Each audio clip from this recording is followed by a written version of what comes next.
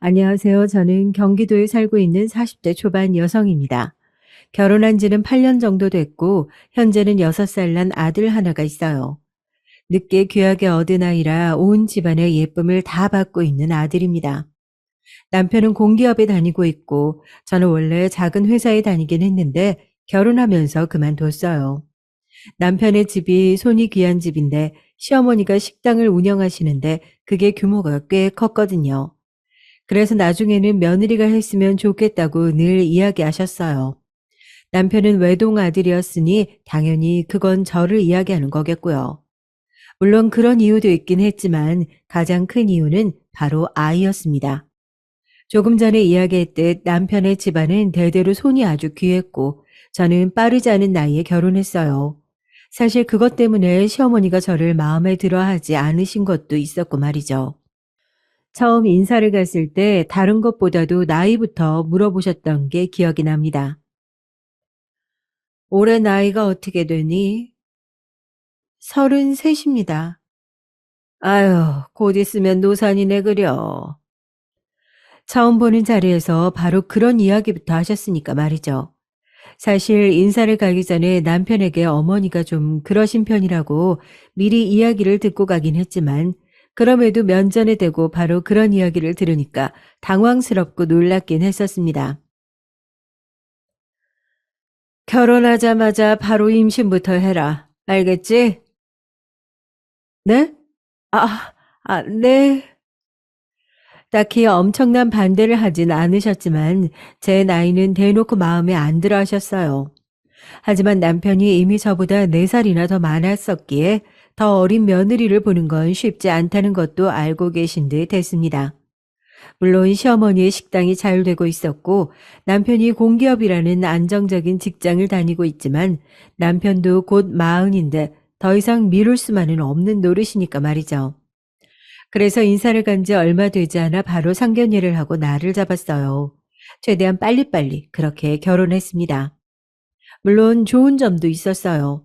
빠르게 준비하다 보니까 서로 맞지 않는 점도 빨리 해결했었거든요. 예를 들어 혼수나 예단 이런 문제들도 양측 다 욕심 부리지 않고 어느 정도만 맞춰서 했고 그 외에 다른 것들도 크게 문제가 되는 부분은 아니어서 대충대충 넘기자 뭐 이런 분위기였기 때문에 결혼을 준비하면서 한 번도 싸우거나 다툼이 있거나 하는 건 없었어요. 친구들 이야기를 들어보면 결혼 준비하면서 참 많이 싸우고 또 파혼하는 커플들도 많다던데 저희는 그런 문제는 굉장히 수월하게 넘어갔습니다. 그게 다 시어머니가 하루빨리 결혼하고 하루빨리 아이를 낳아야 한다는 어떤 사명감 같은 게 있으셔서 진행이 빨랐기 때문이기도 했죠. 아무튼 그렇게 결혼은 수월하게 했는데 문제는 아이가 바로 들어서지 않는다는 것이었어요. 결혼을 하자마자 집에서 아이 갖는 거에만 매진하라며 일도 그만두게 하셨거든요. 그리고 원래는 결혼하자마자 바로 병원에 가본다든지 그런 걸 하지는 않잖아요. 그냥 얼마간은 자연스럽게 신혼을 잘 보내다가 피임하지 않는데도 몇 년간 아이가 생기지 않으면 보통 검사를 하러 가는 게 일반적인데 저희 부부는 시어머니의 성화에 못 이겨서 결혼한 지 한 달 만에 병원에 가야 했습니다. 그리고 양쪽 다 문제가 없다는 이야기를 시어머니가 직접 귀로 듣고 나선 어디서 점을 보고 제 생리 주기를 검사하시는 등 유난이란 유난은 다 떠셨어요. 물론 그거에 완전히 몰입해 계셨기 때문에 다른 시비는 걸지 않는다는 게 장점이긴 했지만 그렇게 너무 간섭하시는 것 자체가 저에겐 상당히 스트레스였습니다. 한 번은 제가 돌려서 말한 적도 있었어요. 너무 그렇게 신경 쓰고 아등바등하면 오히려 안 온다고들 하잖아요. 조금만 마음 편하게 아무 생각 없이 있어 보면 찾아오지 않을까요? 남편도 저도 둘 다 문제없다고 하니까 금방 들어설 거예요. 그렇다고 가만 놓고 있을 수는 없지 않니? 네 나이도 생각해야지. 아예 신경을 안 쓰는 게 아니라 조금만 여유를 가져보는 게 어떨까요? 제가 너무 신경을 쓰고 있는 것 같아서 오히려 오지 않나 싶어서요. 제 말이 시어머니는 상당히 마음에 들지 않은 듯 보였지만 어쩔 수 없잖아요. 아이를 가져야 하는 건 저고, 그리고 제 마음이 편해야 하는 것도 사실이니까요. 그래서 시어머니는 정말 마음에 들지 않는다는 표정으로 어쩔 수 없이 수긍하셨습니다. 그리고 다행하게도 그렇게 저를 놔둔 지 반년이 채 지나지 않아서 저는 임신을 했어요. 정말이지 그야말로 온 가족의 경사였습니다. 아이고, 하나님 부처님, 감사합니다. 그래서 해산이 언제냐? 올 연말쯤이라는 것 같아요. 가만 보자. 그러면은 둘째는 좀 소름이 돋더라고요. 첫째 아이를 가지자마자 둘째를 언제 가질 수 있는지부터 계산하시는 모습을 보고 있자니 말입니다. 제 뱃속에 있는 아이가 아들이길 누구보다 간절히 바란 건 다름 아닌 저였어요. 만약에 딸이면 또 다음 임신이 있을 때까지 시어머니가 저를 얼마나 괴롭힐지 안 봐도 비디오였습니다. 정말 다시는 겪고 싶지 않았거든요. 저는 어린 시절부터 잔병 치레가 많았고 몸이 건강 체질은 아니었다 보니까 임신하고서도 걱정이 많았어요. 그리고 그 걱정은 늘 적중했습니다. 아이를 가지고 있는 동안 정말 고생을 많이 했었거든요. 임산부가 겪을 수 있는 거의 모든 질환은 다 겪은 것 같아요. 몸이 너무 힘들었고 너무 고통스러웠습니다. 물론 뱃속의 아이가 너무 보고 싶고 사랑스러웠지만 그럼에도 가끔은 견딜 수 없을 만큼 힘들었어요. 어머니는 그런 저에게 매번 잔소리를 하셨습니다. 너는 애가 몸이 그렇게 약해서 대체 어디다 쓰니? 움직이지 말라는 말이 그렇게 힘드냐, 어? 남들은 이렇게 다 해주면 고마워서 절을 한다던데, 너는 왜 가만히 누워있는 것도 못해? 제가 몸이 그러니까 시어머니가 저를 돌본다는 이유로 거의 저희 집에서 사셨거든요.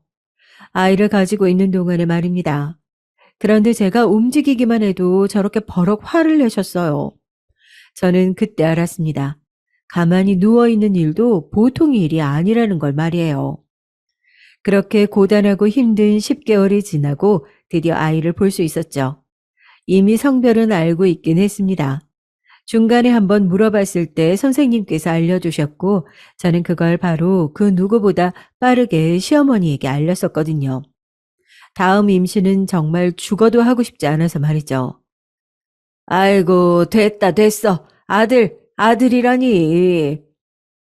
아마 그날이 제가 시어머니를 본 중 가장 기뻐 보이는 날이었을 겁니다. 그렇게 아들을 낳았어요. 정말 집안의 경사라는 말은 이럴 때 쓰는 거구나 하고 생각했던 것 같습니다. 사실 시아버지는 딱히 임신이나 아들에 대해서 별말 하지 않으셔서 그렇게 좋아하실 줄은 몰랐거든요. 그런데 정말 좋아하셨어요. 하루 종일 아이에게서 눈을 떼지 않으시고 하루 종일 입이 귀에 걸려 있으셨거든요. 이제 어머니도 그전보다는 나아지실 거야. 당신 너무 고생 많았어. 남편이 그렇게 이야기하며 제 등을 쓰다듬어 주더군요. 저도 그렇게 생각했습니다. 그토록 원하는 아들을 낳아드렸으니 이제는 그전과는 같은 간섭이나 잔소리들이 덜 할 거라고 말이죠. 하지만 그건 엄청난 오산이었습니다. 저희 시어머니는 예사뿐이 아니셨어요.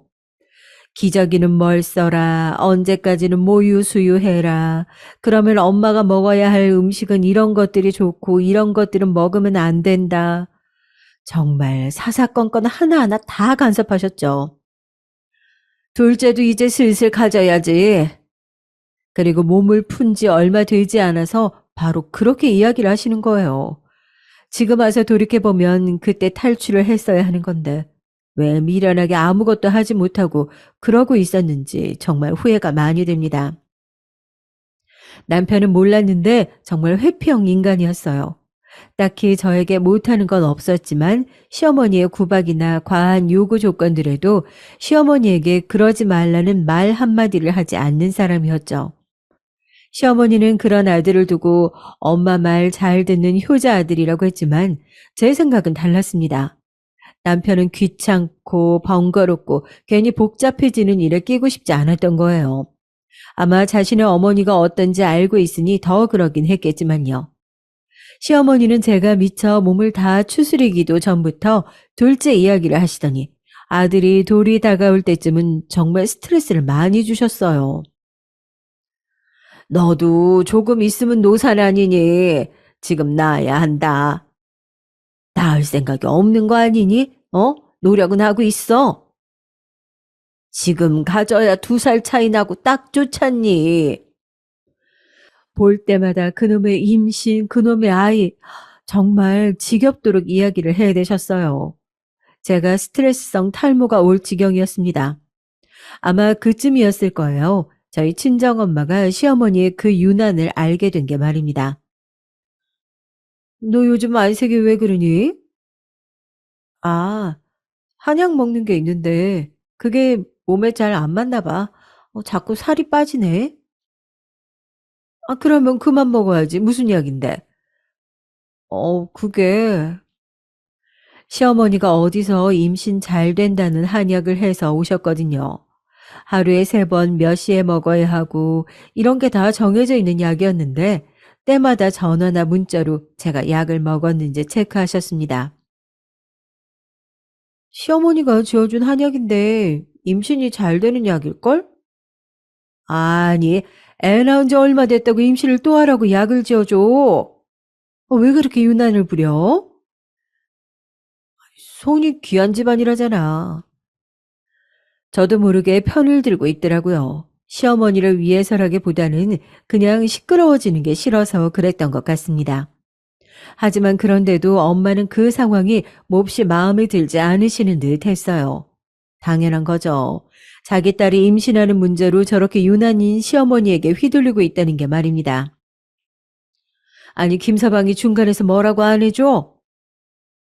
내가 그냥 하지 말라고 했어. 아우, 괜히 시끄러워지는 거 싫어서.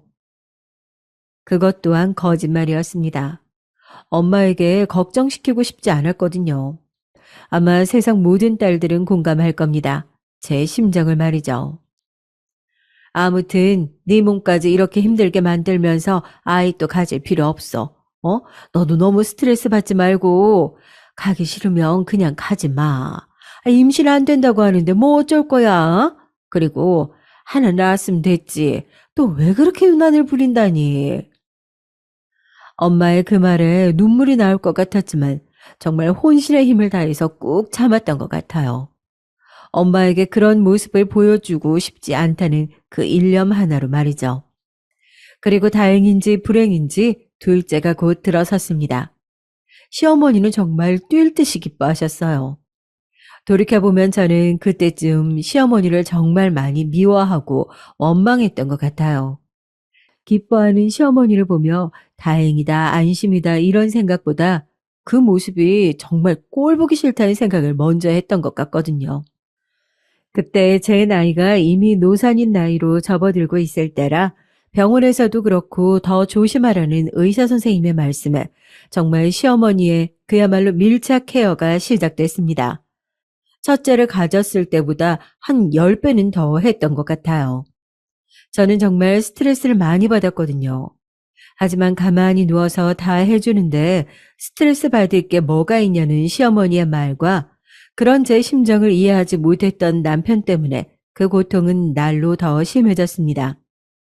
모두 아시겠지만 스트레스가 만병의 근원이고 또 임신 초기의 임산부에게 정말 쥐약이잖아요. 어쩌면 제가 유산한 건 아마 정해진 수순이었을 거예요. 그런 환경에서는 말이죠. 네, 저는 둘째 아이를 유산했습니다. 가진 지 3개월 정도 되었을 때 말이죠. 바라던 임신도 아니었고 또 너무 힘들어서 겁이 났던 것도 사실이지만 아이를 잃는다는 건 엄마에게 엄청나게 큰 슬픔이자 아픔이었어요. 저는 참 많이 힘들었습니다. 방 안에 갇혀서 나오지도 않고 울었어요. 그리고 그 스트레스를 더해준 건 다름 아닌 시어머니였고 말입니다. 뭘 어떻게 했길래 가만히 누워만 있었는데 아이가 떨어져? 스트레스 때문이라잖아요. 지가 스트레스 받을 게 뭐가 있냐고. 하여간 복에 겨워서는 이걸 어쩔 거야. 이 일을 어쩔 거냐고. 애 한 번 떨어지면 다시 갖기 힘든 거 몰라? 이미 떨어진 애를 어째요 그럼. 다시 붙일 수도 없고. 어머니도 진정하세요. 아이고, 아휴, 쟤는 어쩜 뭐 하나 마음에 드는 게 없어. 어? 이 손귀한 집에. 선우 있잖아요. 둘은 낳았어야지. 어? 그러게 내가 나이 좀 어린 애랑 결혼하라고 했지. 아, 지금 그 얘기가 왜 나와요?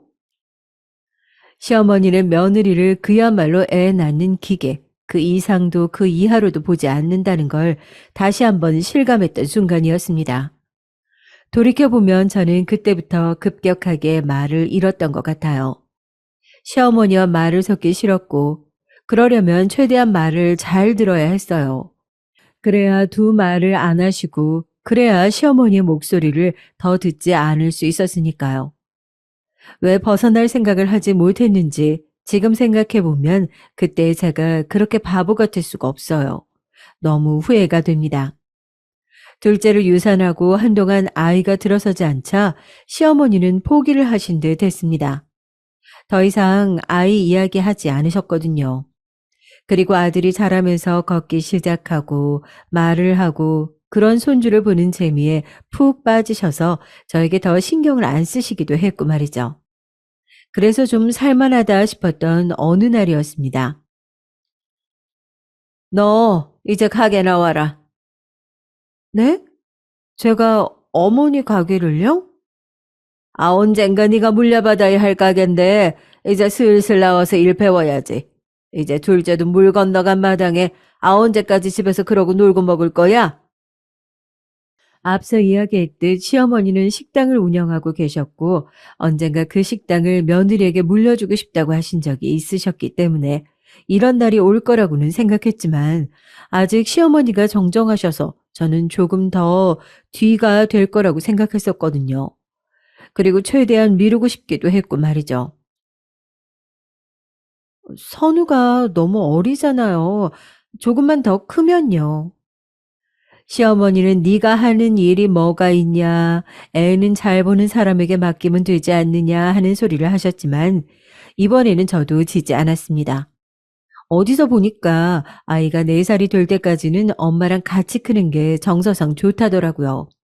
그러면 아이가 더 똑똑해진다더라 이런 이야기를 해서 겨우 시어머니를 말릴 수 있었습니다. 똑똑하고 공부 잘하는 것, 그거 엄청나게 집착하셨거든요. 그렇게 아이가 5살 될 때까지 그 식당을 나가는 걸 미룰 수 있었습니다. 하지만 그 후로는 더 이상 미룰 수가 없었어요. 물론 그동안도 시어머니의 간섭과 유난은 계속되긴 했죠. 애가 안 먹으면 안 먹는 대로 많이 울면 우는 대로 언제나 제 탓을 하시며 저를 나무라셨으니까요. 그리고 그게 몇 년 동안 반복이 되자 저도 어느 순간부터는 정말 '내가 잘못하고 있는 건가? 내가 모자라서 그러는 건가?' 하는 생각이 들기 시작하기도 했어요. 처음에는 분명 시끄럽게 만들고 싶지 않아서 참고 한 귀로 듣고 한 귀로 흘리자 했던 건데 그런 이야기를 몇 년 동안 반복해서 듣다 보니까 저도 모르게 안 좋은 일이 생기면서 제 탓을 하고 있더라고요. 제가 뭘 잘못했는지 혹시나 그게 내 탓은 아닌지 하는 것과 같은 거 말이죠. 나중에 돌이켜 보니 그 모든 게 요즘 흔히들 이야기하는 가스라이팅이었던 것 같습니다. 그때는 그런 줄을 몰랐는데 말이죠. 아이가 5살이 되고 이제 더는 시어머니 가게에서 일을 하는 것을 미룰 수 없었어요. 그리고 그때 또 시어머니가 어디서 알아온 영어 유치원에 아이를 보내기 시작했던 시점이라 더더욱 아이 핑계를 댈 수가 없었습니다. 그렇게 시어머니의 식당에서 일을 시작하게 됐어요. 처음에는 지금까지 들어왔던 잔소리나 시어머니의 유난 정도라면 뭐 버틸만 하겠지 하고 생각했던 것 같아요.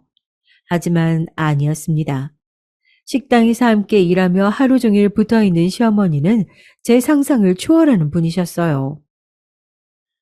아까 손님한테 물 제대로 안 갖다 줬지? 너는 할 줄 아는 게 뭐니? 설거지 제대로 하라고 했잖아. 아, 이게 뭐야? 일이 느는 게 이렇게 더뎌서 너를 어디다 쓰니? 어? 너 사회생활은 제대로 한 거 맞니? 어쩜 이렇게 멍청할 수가 있어? 아무렇지 않게 다른 직원들이 다 보는 앞에서 그런 말들을 하셨어요. 인신공격성 발언들 말입니다. 아무리 제가 이제는 세뇌가 되어서 시어머니의 그런 말에 정말 내 탓인가, 내가 모자란가 하는 생각을 한다고 해도 저도 사람인데 남들 앞에서 그런 소리를 들으면 당연히 부끄럽고 수치심을 느끼잖아요. 그래서 하루는 참지 못하고 울었습니다.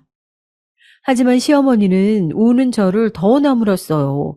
지금 생각하면 그건 나무라는 거나 혼을 낸 수준이 아니라 모욕이었습니다. 할 줄 아는 거 하나도 없는 애가 이 정도 말 들었다고 울어? 아, 너 그래서 장사는 어떻게 할래? 이거 꽁으로 물려받을 생각이었어? 양심이 있어야 할 거 아니야. 저는 단 한 번도 시어머니의 가게를 물려받겠다 먼저 이야기를 한 적이 없어요. 먼저 그렇게 장사가 잘 되는 가게를 남한테 물려줄 수도 없고 또 멀쩡히 회사 다니는 아들을 이렇게 험한 일 시키고 싶지 않다고 한 건 모두 다 시어머니였습니다. 저는 아무래도 장사가 적성에 맞지 않는 것 같아요. 그 말에 소리를 확 지르시더군요. 어찌나 그 소리가 컸던지 퇴근 준비하던 주방 식구들도 다 들을 정도였습니다. 적성? 아이고, 배가 쳐 불렀구나, 네가. 적성 맞춰서 일을 하고 돈을 버는 사람들이 얼마나 되니? 너 편하게 네 남편 벌어다 주는 돈으로 호의호식하면서 살 생각이었나 본데 나는 그 꼴 못 본다. 어디서 이게 적성 타령을 해? 아, 제가 집에서 노는 것 같으시면 그냥 다시 취직을 할게요. 너 지금 나한테 반항하니? 아니, 그게 아니고 정말 너무 고통스러웠거든요. 적성에 맞지 않는 일을 하나하나 꼬투리 잡히고 혼이 나가면서 하는 게 여간 힘든 일이 아니었습니다. 너무 힘들었어요. 식당 일도 식당 일이지만 하루 종일 감시하듯 저를 보고 있는 시어머니의 그 눈도 정말 너무 힘들었습니다. 아유, 사장님이 원래 보통이 아니시긴 한데 며느리를 더 세게 잡으시네. 그 식당에서 제일 오래 일했다는 직원이 저에게 다가와서 커피를 주며 이야기하더군요. 원래 직원들도 많이 잡으시는 편이긴 해. 아유, 그래서 여기 오래 일한 사람이 몇 명이 없잖아. 그러고 보니 시어머니의 식당은 장사가 잘 되는 유명한 식당인 것 치고는 직원이 굉장히 빨리 많이 바뀌는 편이긴 했거든요. 그게 다 시어머니가 직원들을 못 살게 굴어서 그런 것 같더라고요. 본인은 직원들을 그렇게 빡세게 잡아야 손님에게 최상의 서비스가 나가고 그래야 계속 장사가 잘 된다고 믿고 있어서 이러는 것 같은데 아유 이러는 것도 정도가 있고 하루 이틀이지. 응? 이렇게 일 잘하는 직원들이 금방금방 나가서야 음식이나 서비스 수준이 한결같을 수 있겠냐고. 사장님은 하여간 사람 귀한 줄을 몰라. 장사하는 사람한테 그게 제일 중요한 건데. 아유. 그 직원분도 몇 번이나 그만두려고 하셨지만 그때마다 시어머니가 붙잡은 것 같더라고요. 안 그래도 사람이 자주 바뀌는데 제일 오래 일하셔서 시스템을 다 아는 분이 그만두면 아무래도 운영에 차질이 생길 수밖에 없으니까요. 내 생각에는 아무래도 그래서 며느리를 들인 게 아닌가 싶어. 아이, 자기가 아무리 저렇게 지랄을 해도 그만두지 못할 거 아니야, 며느리는. 듣고 보니 정말 그런 것 같다는 생각이 들더군요. 저에게 식당을 물려주고 뭐 그런 이야기는 사실 겉만 번지르르한 핑계에 불과하고 하도 직원들이 자주 바뀌고 많이 바뀌다 보니까 식당의 맛과 서비스의 수준이 한결같이 유지되기 힘이 들고 그로 인해 요즘 매출이 조금씩 줄어드는 중이었다고 말이죠. 자기가 바뀔 생각은 안 하고 그냥 아유 이런 못된 생각이나 하고 있으니까 하여간 저 사람 참 많이 안 바뀌어. 시어머니네 가게에서 근 10년을 일하시는 분이 이제 일을 막 시작한 며느리에게 자기 사장 흉을 볼 정도면 시어머니는 정말 사람 관리를 못하고 있는 게 분명했습니다. 그것만 봐도 이 식당은 오래 유지되기는 글른 것 같았어요. 물론 시어머니 본인만 몰랐지 말입니다.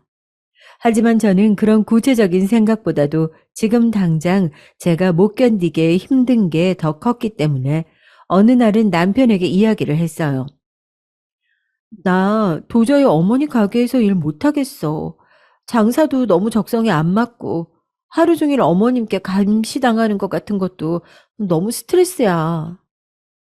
저는 제가 그렇게 이야기하면 남편이 제 편을 들어주고 그래도 시어머니에게 한 번쯤은 말을 해줄 줄 알았거든요. 하지만 그건 저의 엄청난 착각이었습니다. 남편은 제가 힘든 것 따위는 안중에도 없는 듯 했어요. 여보, 어머니 식당 한 달 수익이 얼만 줄 알아? 갑자기 그 얘기가 여기서 왜 나와?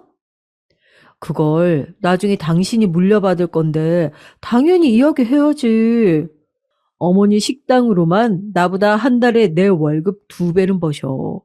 어머니가 그 일을 하시면 몇 년이나 더 하시겠어. 그 몇 년만 참아. 아, 그보다 더한 보험이 어디냐고. 배부른 소리 하고 있어. 저보고 배부른 소리라고 하더라고요. 저는 당장 죽을 것만 같이 괴로운데 말이죠. 저는 그날 이후로 남편에게 그 이야기를 하는 것은 관뒀습니다. 그리고 머리를 아예 비우고 기계처럼 가게에서 일만 했어요. 어머니가 무슨 욕을 하셔도 저건 사람이 하는 말이 아니다 하는 생각을 하면서 말이죠. 그렇게 1년을 버텼습니다. 저는 나름 잘 버티고 있다고 생각했는데 오랜만에 보는 사람들마다 저를 걱정했어요. 야, 너 얼굴이 왜 그래? 식당 일 많이 힘들어? 어? 아, 나 힘든가? 저는 제가 힘든 줄도 모르는 상태까지 되고 말았죠. 겉으로 보기에만 그랬던 게 아니었습니다. 친구들은 제가 사람도 변한 것 같다고 하더라고요. 너 좀 변한 것 같아. 내가? 어디가? 아우, 그전에는 무슨 말을 해도 공감도 잘해주고 잘 웃고 그랬는데 지금은 꼭 감정이 없는 사람 같이 표정도 없고. 사실 그 이야기는 친정 엄마에게서도 들었었거든요. 장사가 많이 힘들어서 그렇다고 둘러댔는데 친구들에게도 그런 이야기를 들으니 제가 어딘가 이상해지고 있나 하는 생각이 들긴 하더라고요. 저는 정신적으로 상당히 많이 아픈 상태였습니다. 그때는 자각하고 있지 못했지만 말이죠. 아마 저는 사람이 아니었으면 그걸 평생 자각하지 못한 채 그렇게 세뇌당해 마음도 표정도 없는 기계처럼 감정을 빼놓고 일만 했을지도 몰라요. 그게 불행한 거라는 생각조차 하지 못했으면서 말이죠. 하지만 그래도 저는 복이 있는 사람이었습니다. 우리 가족들 말이에요. 친정 식구들 말이죠. 그 일은 저희 엄마가 시어머니의 식당에 오면서 벌어졌습니다. 그 시기가 제가 유독 더 힘든 시기긴 했어요. 아무리 감정 없이 기계처럼 일을 하고 있다고는 하나, 그래도 사람이기 때문에 엄청난 일들 앞에서까지 감정이 없을 수는 없잖아요. 당연히 상처도 받고 말이죠. 그때 가게의 매출이 점점 떨어지고 있었거든요. 이유는 명확했습니다. 얼마 전에 주방에 이모님과 시어머니가 크게 한번 다투신 일이 있었어요. 그리고 그분이 그만두셨거든요. 물론 그 싸움도 시어머니의 막말로 시작된 거였고 말입니다. 아무튼 그래서 새로 구한 주방의 직원 때문에 음식 맛이 조금 변했어요. 맛이 없어졌다기보다는 그동안 이 식당을 찾아온 단골 손님들이 원하는 맛이 아니었다고 할까요? 그래서 그런지 단골 손님들이 많이 빠졌습니다. 당연히 매출은 떨어졌고 말이죠. 동네 장사가 아무리 잘 된다고 해도 손님들 뻔하잖아요. 그래서 시어머니가 엄청 예민했던 시기였어요. 제 작은 실수 하나도 그냥 넘기지 못했고 말이죠. 뻑하면 저에게 물통 같은 걸 집어던지고 2년 전년 해가며 욕을 해댔습니다. 원래는 그 정도는 아니었는데 정말 더 심해졌죠. 모든 스트레스를 저에게 다 풀었거든요. 그 덕에 직원들은 좀 편하긴 했을 거예요. 저한테만 그 난리를 쳤으니까 말입니다. 한 번은 그런 시어머니의 모습을 남편이 봤던 적이 있어요.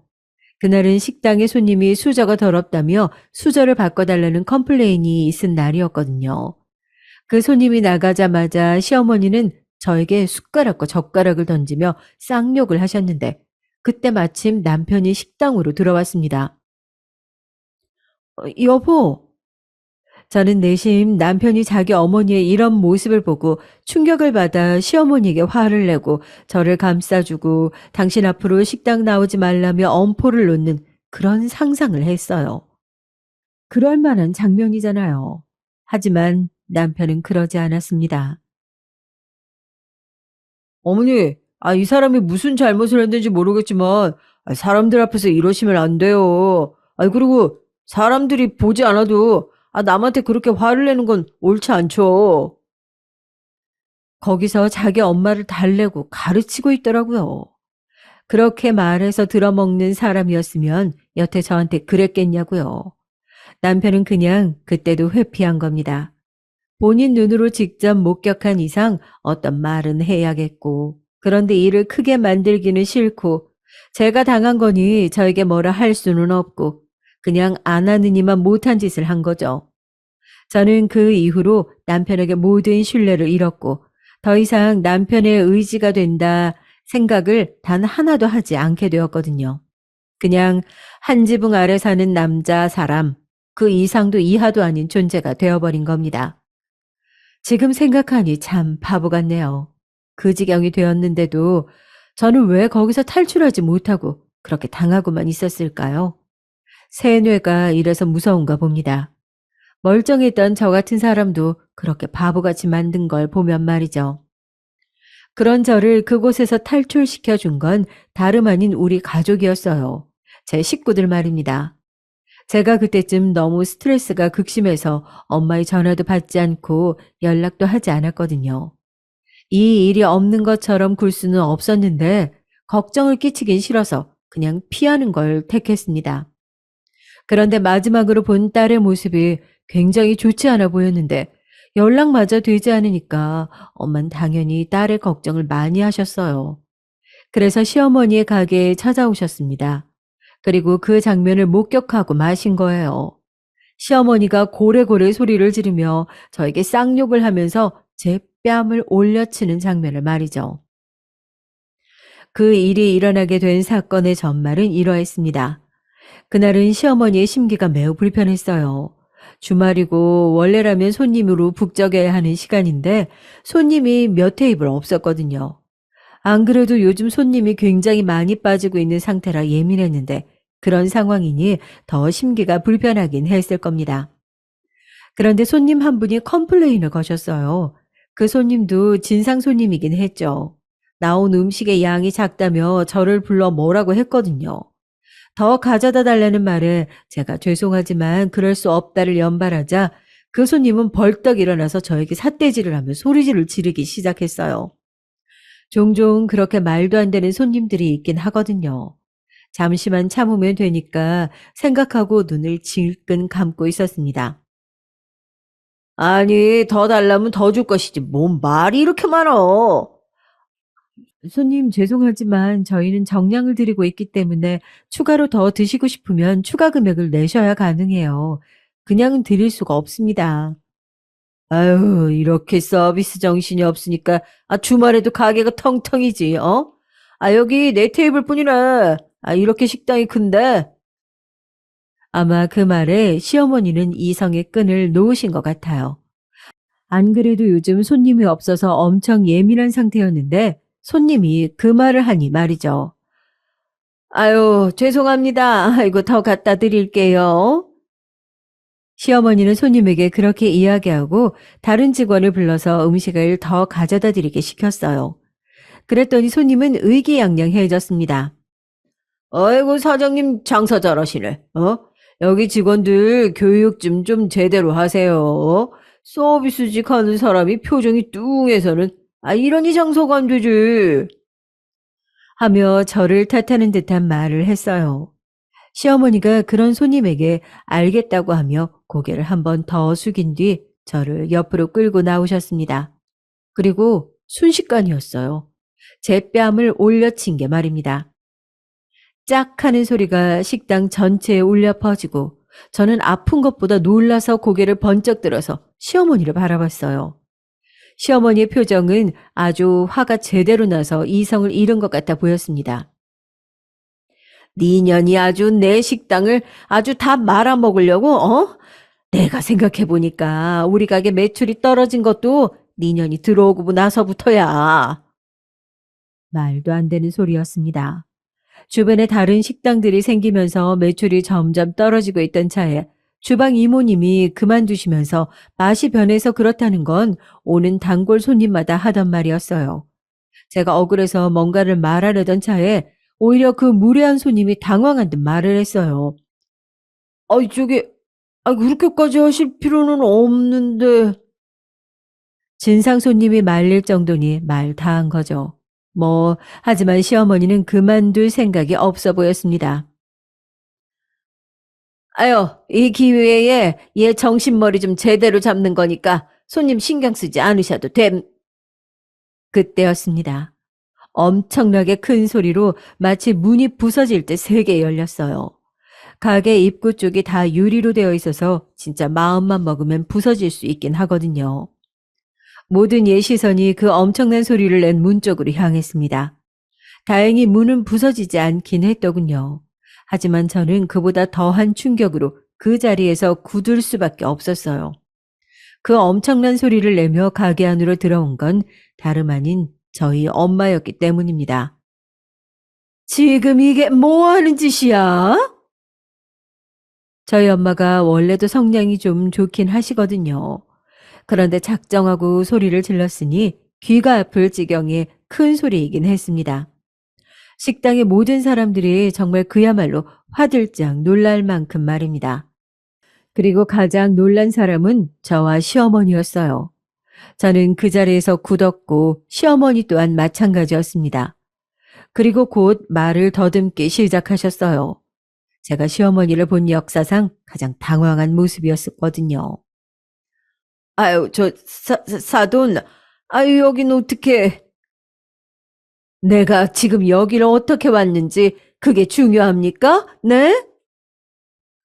엄마는 그렇게 말하며 재빨리 저에게 다가와 제 손목을 당겨 자신의 뒤로 저를 끌었습니다. 마치 지켜주듯 말이죠. 엄마의 그 행동 하나에 울컥 눈물이 나올 것 같았어요. 그러면 안 될 것 같아서 입술을 꽉 깨물었습니다. 아이, 그거는 오해가, 저도 그럴만해서. 어디가 어떻게 그럴만한데요? 며느리한테 이년저년 해가면서 뺨을 올려치는데요. 얼마나 그럴만하면. 엄마는 말을 하다가 도저히 참을 수가 없다는 듯 다시 소리를 벌컥 질렀고 그 소리에 식당 안에 있던 손님들은 다시 한번 놀라는 듯 했습니다. 사실 평소에 저라면 거기서 엄마를 뜯어 말리고 나중에 이야기하자고 했을 것 같지만 그날은 도저히 그럴 마음이 생기지도 않았어요. 저도 굉장히 많이 지쳐 있었던 것 같습니다. 아이고, 사돈 일단 진정하시고. 내가 지금 진정하게 생겼어요? 네? 그러더니 엄마가 저를 돌아보며 말했습니다. 너 지금 당장 네 남편한테 전화해. 얼른. 제가 우물쭈물하고 있자 얼른이라고 한 번 더 소리쳤어요. 저는 바로 전화를 했습니다. 무슨 일이냐고 묻는 남편에게 일단 빨리 오라고만 다급하게 이야기를 했어요. 남편을 알겠다고 하고 끊더군요. 아유, 사돈, 일 크게 만들지 마시고. 저 지금 일 크게 만들려고 이러는 건데요. 엄마는 그렇게 이야기하고 바로 어디론가 전화했습니다. 어디로 하나 싶었는데 곧 알 수 있었어요. 네, 거기 경찰서죠? 여기. 바로 경찰에 전화한 겁니다. 여기 직원이 사장한테 폭행당했으니까 얼른 오라고 말이죠. 시어머니는 벙찌셨어요. 가게 안에 모든 사람이 놀라서 엄마를 바라봤습니다. 사돈, 지금 뭐 하시는 거예요? 뭐라긴요. 보고도 모르세요? 그렇게 멍청하셔서 장사는 어떻게 하세요? 경찰에 신고한 거잖아요. 아니, 그 말이 아니잖아요. 무슨 이런 일로 신고를. 이런 일? 지금 내 딸을 그렇게 무자비하게 때려놓고 지금 이런 일이라고 했어요? 네? 다시 한번 엄마가 큰 소리로 화를 내셨습니다. 어느새 가게 안 사람들은 모두 저희를 구경하고 있었어요. 아마 저라도 그랬을 겁니다. 남편보다 경찰이 먼저 도착했습니다. 경찰은 가족끼리 일어난 일이라는 거에 1차로 당황하고 수습하려고 했지만 엄마는 당장 CCTV에 제가 맞는 장면부터 확보해달라고 단호하게 이야기했어요. 그렇게 경찰이 CCTV를 확보했다고 하자마자 남편이 가게 안으로 들어왔습니다. 그리고 눈앞의 광경에 상당히 놀란 듯 보였어요. 아니, 이게 무슨, 자네, 알았나 몰랐나? 무슨 말씀이신지. 내 딸이 여기서 이렇게 폭행당해 가면서 2년 전년이라는 쌍욕을 들어가면서 일을 하고 있다는 거 알았나 몰랐나? 엄마의 그 무서운 말투에 남편이 순간적으로 진실을 이야기했어요. 원래라면 생각을 하고 자기 유리한 대로 이야기했을 테지만 그때는 상당히 당황해서 이성적으로 그런 걸 판단할 여유가 없었던 것 같습니다. 엄마 또 그러셨어요? 아, 제가 앞으로 그러시지 말라고 했잖아요. 하고 말이죠. 아, 그런 일이 전에도 있었다는 이야기네요. 그제야 경찰이 조금 심각하게 받아들이는 듯 했어요. 네? 아, 네. 남편이 뭔가 아차하는 얼굴로 경찰을 바라봤습니다. 엄마는 눈을 감고 화를 사귀는 듯 했죠. 나중에 엄마에게 들었는데 엄마는 그때 굉장히 필사적으로 참으시고 있으셨던 거였어요. 남편이든 시어머니든 누군가를 때리지 않기 위해서 말이죠. 성질 같아서는 그 가게에 불을 지르고 싶으셨다고 하더라고요. 여보, 장모님, 일단 진정하시고. 이 집안 사람들은 단체로 진정할 일이 아닌 거에 왜 자꾸 진정을 하래? 내가 지금 진정하게 생겼나? 어? 여기서 진정하면 그게 제정신이 아닌 거 아닌가? 내 딸이 내 눈앞에서 그런 취급을 당하며 맞았는데 엄마의 그 말에 남편이 입을 다물었습니다. 그러고는 곤란하게 됐다는 얼굴로 한숨을 쉬었어요. 지금 깨달으신 분 있으신가요?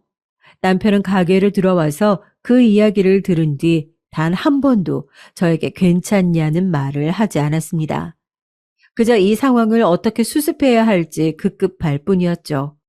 그건 엄마도 눈치를 챈 것 같더군요. 자기 부인이 맞았다는 말을 듣고도 장모라는 사람이 이렇게 눈이 뒤집혀서 화를 내면 엄청난 짓을 당했다는 걸 알 텐데도 자네 여기 들어와서 단 한 번도 내 딸한테 괜찮은지 묻지 않았어. 이것만 봐도 알 수 있겠네. 우리 딸이 이 집구석에서 어떤 취급을 받으면서 여태 살았는지 나는 더 이상 이 집구석에서 우리 딸 두고 갈 생각이 없네. 엄마의 그 말에 그동안 참았던 눈물이 터져 나왔습니다. 말 그대로 눈물이 터져 나왔어요. 정말 사람이 이렇게 울 수도 있구나 싶을 만큼 펑펑 울었습니다. 쓰러질 만큼 말이죠. 그렇게 울고 있으니까 아까 저에게 시비를 걸었던 진상 손님이 저에게 사과하러 오더라고요. 아유, 죄송합니다. 아유, 저도 다짜고짜 뺨을 때리셔서 당황했어요. 아이, 그렇게까지 하실 일은 아닌데, 혹시 진술이나 이런 거 필요하면 저 다 협조해 드릴게요. 그 진상 손님마저 나설 만큼이면 저희 시어머니가 어느 정도였는지 아실 수 있겠죠. 아무튼 저는 바로 병원으로 가 수액을 맞고 맞은 부분에 대한 진단서를 끄는 뒤 이미 경찰서로 갔습니다. 남편과 시어머니는 이미 진술하고 있었고요. 엄마는 동생에게 전화해 아들을 친정집으로 데리고 가라고 시켰어요. 저는 경찰서에서 그간 있었던 일을 다 진술하고 시어머니를 폭행죄로 바로 고소했습니다. 물론 그 자리에서 바로 처벌이 되거나 하는 건 아니라 사건 경위서 같은 것만 쓰고 나왔지만 말이죠. 경찰서를 나오며 남편이 그러더군요. 당신 나랑 안 살 거야? 그럼 당신이랑 살 건데 내가 이럴 것 같니? 경찰서에 앉아서 진술하면서 제가 그동안 얼마나 바보같이 살아왔는지, 이렇게 사는 게 얼마나 힘들고 답답했는지 깨닫게 됐습니다. 다시는 그 집구석으로 들어가고 싶지 않았어요. 생각만 해도 숨이 막힐 것 같았고요. 여태 제가 버티고 있었던 게 용할 만큼 말입니다. 시어머니는 저에게 한마디도 하지 않으셨어요. 자신이 무슨 말을 하든 불리하게 적용한다는 것을 순식간에 깨달으신 듯 했습니다. 아무튼 그렇게 그날은 마무리됐어요. 집으로 가서 그간 있었던 일을 이야기하며 한 번 더 울었고, 바로 다음 날 엄마의 아는 분을 변호사로 선임하고 이혼 소송을 진행했습니다. 그간 저에게 해오신 악행들이 꽤 증거가 많이 남아 있더라고요. 휴대폰으로도 악담을 많이 해오셨고요. 요즘 휴대폰에는 또 전화 내용이 자동으로 녹음되는 기능이 있잖아요. 그 기능으로 저에게 퍼부었던 엄청난 폭언들이 다 기록으로 남아 있었습니다. 엄마는 그 녹음 내용들을 들으며 우셨어요. 제가 그간 왜 말을 하지 않았는지 그런 것들을 하나도 추궁하지 않으셨습니다. 그저 그간 얼마나 힘들었냐며 꼭 안아주실 뿐이었죠. 그런 부모님과 가족들의 태도를 보며 그동안 내가 얼마나 바보 같았는지 한 번 더 깨닫게 됐습니다. 이렇게 나를 소중하게 생각해주는 사람들이 많은데 왜 그렇게 당하고 살았는지 하고 말이죠. 폭행으로 했던 소송은 증언을 해줄 사람들이 넘쳐났습니다. 시어머니와 좋지 않게 헤어졌던 가게 직원들이 소식을 듣고 너도 나도 증언을 하겠다며 연락이 왔거든요. 시어머니가 얼마나 잘못 살았는지 알 수 있는 부분이죠. 그 때문에 온 동네에 소문이 다 났다고 하더라고요. 며느리를 때리는 시어머니로 말이죠. 당연히 가게는 손님이 뚝 끊겼습니다. 동네 아줌마들이 많이 오는 가게였는데 며느리를 때리는 시어머니가 하는 가게 당연히 가지 않죠. 원래는 가게도 점점 망해가고 있었지만 정말 문을 닫아야만 했습니다. 손님이 하나도 오지 않는 날이 더 많은 식당이 되었으니까 말이에요.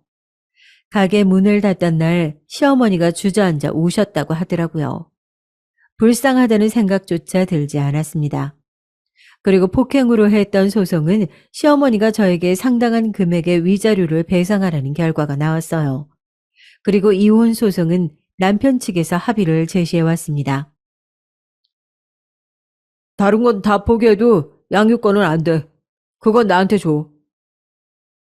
나는 그딴 집안에서 우리 아들이 크는 건 못 봐. 그리고 소송하면 어차피 내가 갖게 될 텐데 내가 그걸 왜 포기해? 시어머니는 다른 무엇보다도 제가 양육권을 가져간다는 사실에 대해 속이 뒤집혀 있어요. 울었다가 빌었다가 화를 냈다가 저에게 오만 짓을 다 하셨거든요. 지금 오씨 집안 독자를 네가 데리고 가서 키우겠다는 거냐? 어? 이혼은 해. 위자료도 주마. 선우는 안 된다. 그건 어머니가 결정하실 문제가 아니에요. 이혼도 위자료도 선우도 다 제가 법대로 다 할 겁니다. 네가 정말 내 손에 죽고 싶으냐? 어디 한 번 더 해보세요. 어머니의 그 몰상식한 행동 때문에 법정에서도 다 제 손 들어주실 거니까요. 제 말에 시어머니는 이만 악물 뿐 아무것도 하지 못하고 돌아가셨습니다. 남편도 자신의 어머니와 연을 끊으면 다시 생각해봐 줄 수 있냐는 둥 말도 안 되는 소리를 했지만 당신 얼굴을 보는 것만으로도 역겨워서 토할 것 같아 라는 제 말에 충격을 받더니 다시는 그 이야기는 하지 않더군요. 이혼 소송도 다 제가 승리했습니다. 위자료도 많이 받았고 양육권도 가져왔습니다. 물론 합의하에 아이를 보여주는 부분에서는 동의했고요. 시어머니는 시아버지와도 거의 남처럼 지내고 있다고 하더군요. 시아버지가 이혼하려다 참았다는 이야기를 들었어요. 남편은 아직도 간혹 자신의 어머니와 연을 끊을 테니 다시 생각해봐 달라는 식으로 이야기하지만 저는 그럴 생각이 절대 없습니다. 지금이 너무 행복하거든요. 이제 숨을 쉬는 것 같고 이제 세상이 보이는 것 같습니다. 소중한 제 가족들과 저는 이렇게 살기로 결심했어요. 엄마가 밝아지니 아이도 밝아지는 것 같아서 그동안 아이에게도 영향이 있었구나 싶어 슬프기도 했고 말이죠. 저는 요즘 문화센터에서 도예를 배우고 있어요. 잡생각을 하지 않고 집중하기에 상당히 좋더라고요. 그리고 재미도 있고 말이죠. 이렇게 하루하루 소소한 즐거움을 느끼며 사는 일상이 얼마나 행복하고 소중한지 새삼 깨닫고 있는 나날들을 보내고 있습니다. 그리고 눈물이 날 만큼 그 사실이 행복하고요. 저는 이제 그만 이야기를 끝내야 할 것 같아요. 그 집 구석에 더한 복수를 해줄 수도 있었습니다. 하지만 저는 제가 행복함으로써 그 복수를 완성하려고 해요. 그들은 정말 불행해 보였거든요. 그만 줄일게요. 제 이야기를 들어주신 분들 오늘 하루 소소한 행복을 느끼며 그 일상에 행복해 하시기를 바랍니다. 감사합니다. 결혼이란 건 정말 서로 아니다 싶으면 애저녁에 끝내는 것이 맞는 것 같아요. 그걸 갖다가 아기 낳으면 괜찮을 거라는 둥 그런 얘기를 할 필요가 없더라고요. 제가 받은 상처를 도대체 어떻게 하면 좋을지 잘 모르겠지만 아무튼 여기에 털어놓고 잘 풀어내고 싶습니다. 저도 정말 어쩌다가 이런 시어머니를 얻었는지 모르겠는데요. 가만 보면 본래 집이 잘 못 살다가 잘 살게 된 분들은 왜 그렇게 사람을 무시하고 힘들게 하는지 모르겠어요. 제가 처음 결혼할 무렵 우리 어머니에게 당한 게 한두 가지가 아니었어요. 연애할 때 잠깐 마주쳤을 때에도 저를 위아래로 훑어보시더니 저한테 말도 안 걸고 당신 아들한테만 말을 걸던 분이었죠. 상호야, 아이고, 그 집에 가서 밥을 먹을 거지? 엄마가 불고기 해놨으니까 들어가서 밥 먹자. 엄연히 여자친구, 아니 다 떠나서 아들의 일행이 옆에 있는 걸 본인 눈으로 보셔놓고도 그냥 무작정 자기 얘기만 하는 분이었죠. 이때 당황한 남편, 그 당시 남친이었던 이 사람이 놀래서 둘러대긴 했지만요. 엄마, 나 저기 여자친구랑 밥 먹고 들어갈 건데 아직은 집에 안 들어갈 거야. 대낮에 만나서 여자친구랑 손잡고 있는 아들을 휙 쳐다보시더니 뭐가 그렇게 언짢았는지 몰라도 마구 짜증스런 표정을 지으시더라고요. 뭘 그렇게 야단스럽게 돌아다니고 있어? 그 빨리빨리 집에 들어올 것이지. 그때 엄청 표독스런 얼굴로 화를 내시는데 저도 이때에는 순진한 여자친구 시절이었으니까 귀에 꽤 눌려 있었어요. 찍소리 한마디 못하고 그때 손잡고 있던 남친을 그의 어머니 품으로 돌려보냈던 거예요. 그런 절 보고 친구들은 낌새가 썩 좋지 않다며 엄청 말렸었습니다. 야, 너 어쩌려고 그래? 나 살다 살다 그런 남친 어머니 얘기는 처음 들어본다. 아들 여친 스토킹하고 따라다니고 별짓 다 하는 사람들도 많지만, 야, 처음 본 자리에서 그렇게 아들이랑 여친 떼놓는 엄마는 처음 봐. 결혼하면 더 무섭게 변할걸? 너 상우 오빠랑 너무 깊게 만나지 마라. 내가 볼 때 그 오빠랑 딱 내실 있고 생각 굳은 사람은 아닌 것 같아. 우리는 대학 동아리에서 만난 사이라 다들 잘 아는 사이였고, 우리 커플을 축하해주는 사람들도 있었지만, 뒤에서 걱정하는 사람들도 있었어요. 그렇게 저한테 엄청 구원했고, 하도 결혼해야 된다고 난리를 치는 통에 결혼까지 가게 되었거든요. 그때 언니들도 말리곤 했는데 이 중 한 언니가 했던 말이 되게 의미심장했어요. 하지만 귀에 잘 안 들어오더라고요. 절 질투하는 거라고 생각했던 제가 미쳤던 것 같아요. 윤미야, 그러지 말고 잘 좀 생각해봐. 내가 이런 말은 좀 하기 그런데 저기 너 말이야. 상이라는 애 알지? 너보다 한 살 많은 애. 걔 저기 상우 오빠랑 사귀었던 거 알지? 너 만나기 전에 2년 정도 사귀었었거든, 그게. 이때는 뭐 저도 철도 없고 한창 사랑에 빠져 있을 때니까 이 언니가 너무 무례하게 느껴지더라고요. 뭐야? 언니, 그런 얘기를 나한테 왜 해? 나 그 얘기 진짜 듣고 싶지 않아. 내가 왜 우리 오빠가 전에 만나던 여자 얘기를 들어야 하냐고. 제 말에 순간적으로 움찔하는 듯 했지만 그래도 뭔가 사람 하나 구해야겠다는 의지가 있었던 건지 계속 말을 하더라고요. 그래, 그래. 아, 네 기분 알아. 나도 되게 지금 좀 실수한다는 생각을 하면서 힘들게 얘기하는 거야. 근데 아무튼 상우 오빠, 그래, 오빠 자체는 착하지. 하지만 나는 네가 너무 고생할 것 같아서 말이야. 걱정해 준답시고 자꾸 말을 꺼내다 멈추고 하다 말고 하기를 반복하니까 점점 짜증이 나더라고요. 한간에는 이 언니가 혹시 내 남친을 좋아하나? 날 질투하나? 하면서 자꾸 생각이 섞여 들어오니 도통 얘기에 집중할 수 없었어요. 그런데 이후에 들렸던 말은 약간 충격적이라 저도 좀 헷갈리더라고요. 있잖아. 상호 오빠네 엄마. 장난 아니래. 그렇게 아들 여친 미워하고 집착하고 장난이 아닌가 봐. 그래서 걔도 헤어진 거래. 오빠 자체는 좋은 사람인데 말이야. 이쯤 들으니까 불쾌하면서도 묘하게 신경이 쓰이는 거예요. 그리고 그 끝에 덧붙인 오빠 자체는 좋은 사람이라는 말은 또 다르게 기분이 나빴습니다.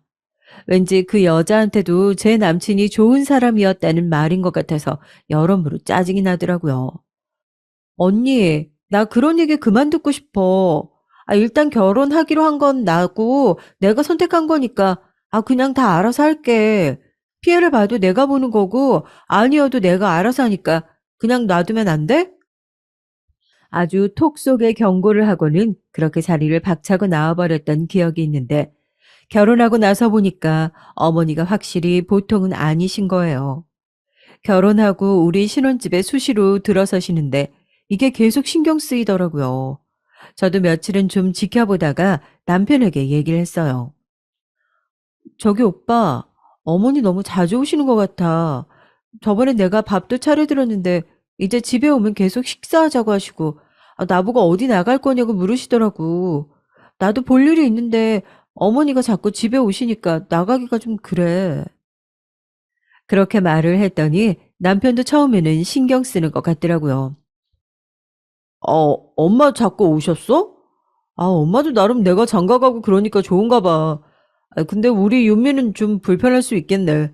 근데 말이야, 엄마가 아마 저러는 게 사정이 있어서 그런 것 같아. 나는 엄마 기분이 좀 이해가 가서. 이 말은 좀 이해가 안 되는 거예요.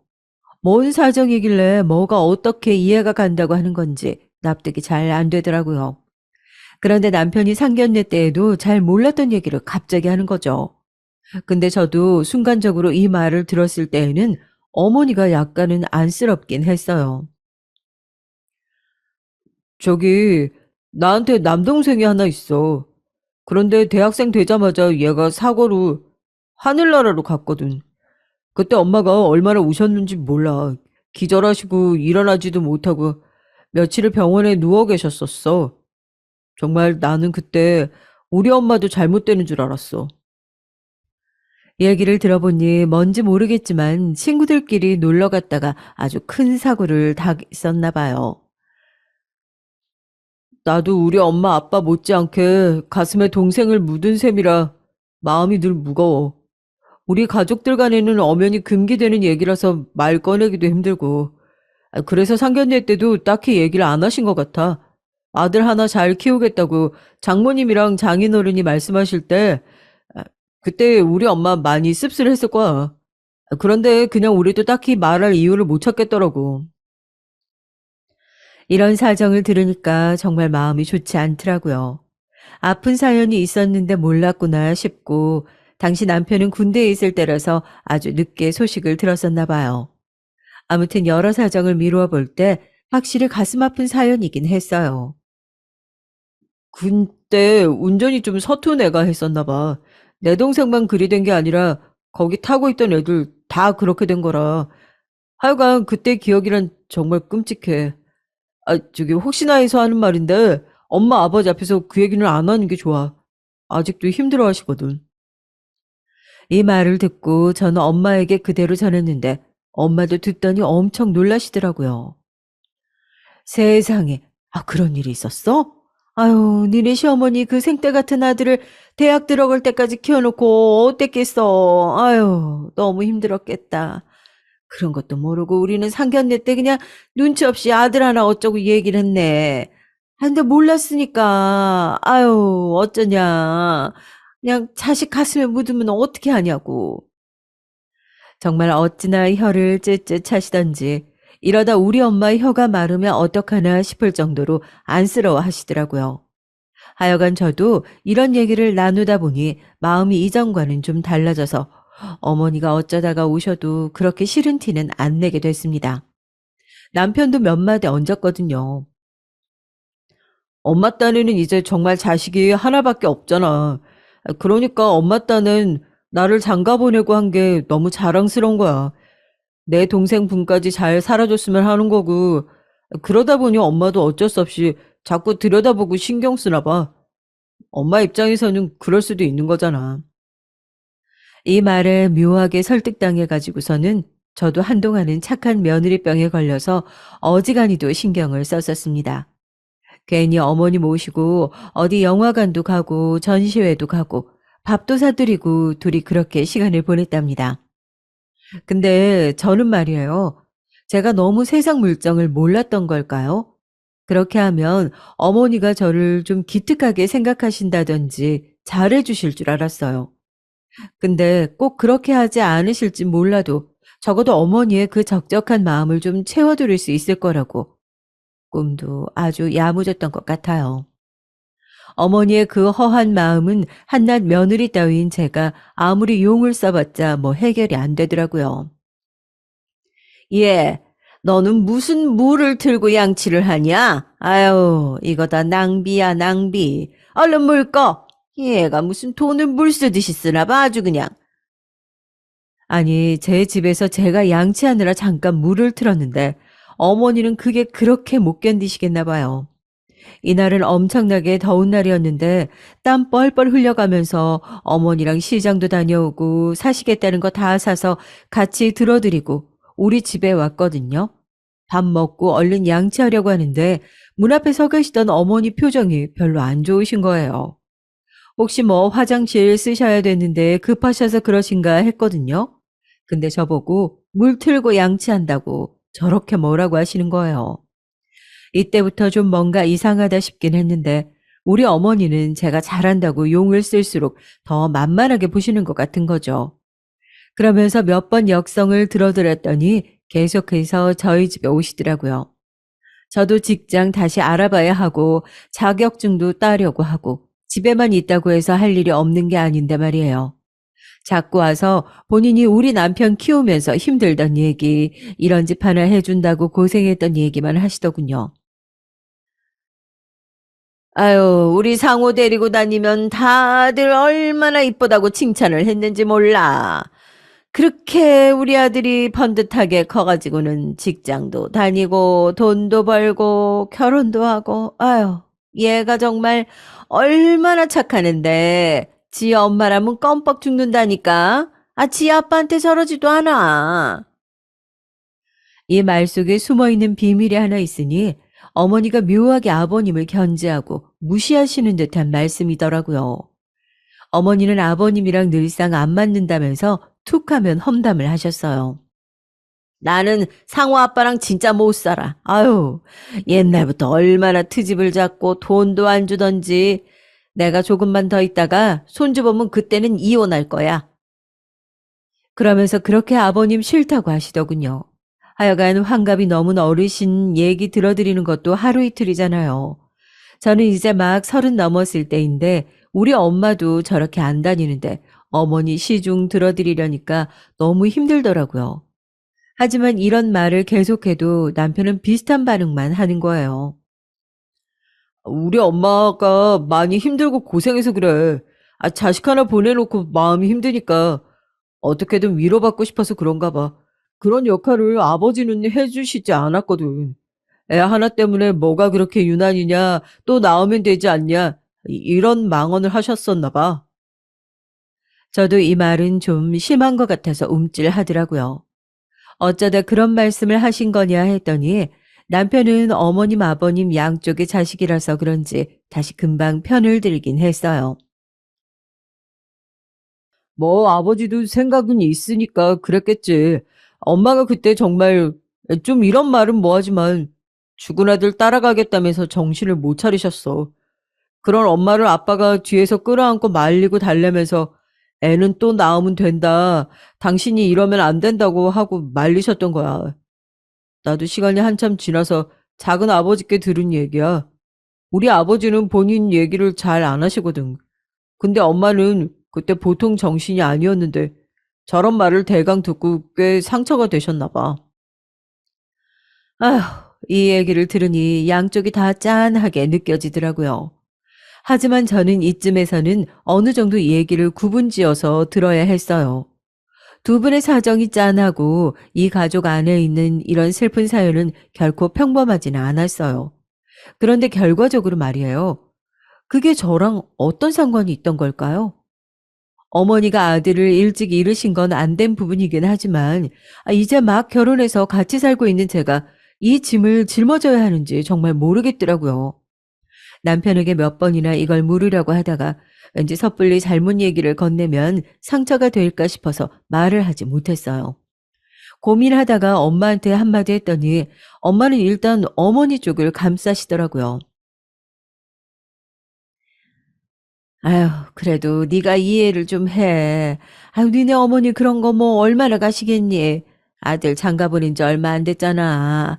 그냥 얼마 맞춰 드리다가 말어. 아휴, 요즘 세상이 어느 세상인데 언제까지 그렇게 따라붙고 들어오고 하겠니? 하지만 엄마의 예상은 틀렸으니 어머니는 여전히 수시로 우리 집에 드나드셨고요. 정말 심했던 건 아침에도 오시고 저녁에도 늦게까지 안 가시는 날이 조금씩 늘어났다는 겁니다. 어떤 날은 심지어 이렇게 말하시더라고요. 예, 그러지 말고 저기 작은 방, 내 방 하면 안 되냐? 아유, 저거 그냥 내가 써도 될 것 같은데 말이야. 이때 완전 기겁해가지고 저도 선뜻 대답을 못했어요. 남편은 또 거기서 아무렇지 않게 받아치는 거예요. 엄마가 써도 되지 뭐. 여기 엄마 집 아니야. 엄마가 여기 있겠다는데 누가 뭐라 그래. 그러니 그건 무슨 웃기는 만담을 주고받듯이 둘이 막 깔깔거리면서 얘기하는 거죠. 그렇지? 아이고, 여기다가 우리 집에 있는 이불 하나 갖다 놓고 안마 의자도 갖다 놔야겠다. 아주 그냥 네 아버지랑 같이 밥 챙겨주며 사는 거 질색이야. 아유, 여기 있었으면 며느리가 해주는 밥 먹고 그게 행복이지 뭐. 아니 이게 무슨 소리인지 무슨 행복이에요? 행복은 쌍방이 다 느껴야 되는 거 아닌가요? 어머니나 행복하지 며느리인 저는 그 밥을 해다 갖다 바치는 저는 조금도 행복하지 않을 텐데 말이에요. 이걸로 결국 저는 어머니가 가신 다음 피곤하다며 자겠다는 남편을 한사코 흔들어 깨웠습니다. 오빠, 나랑 얘기 좀 해. 설마 저거 진짜로 진지하게 정한 얘기 아니지?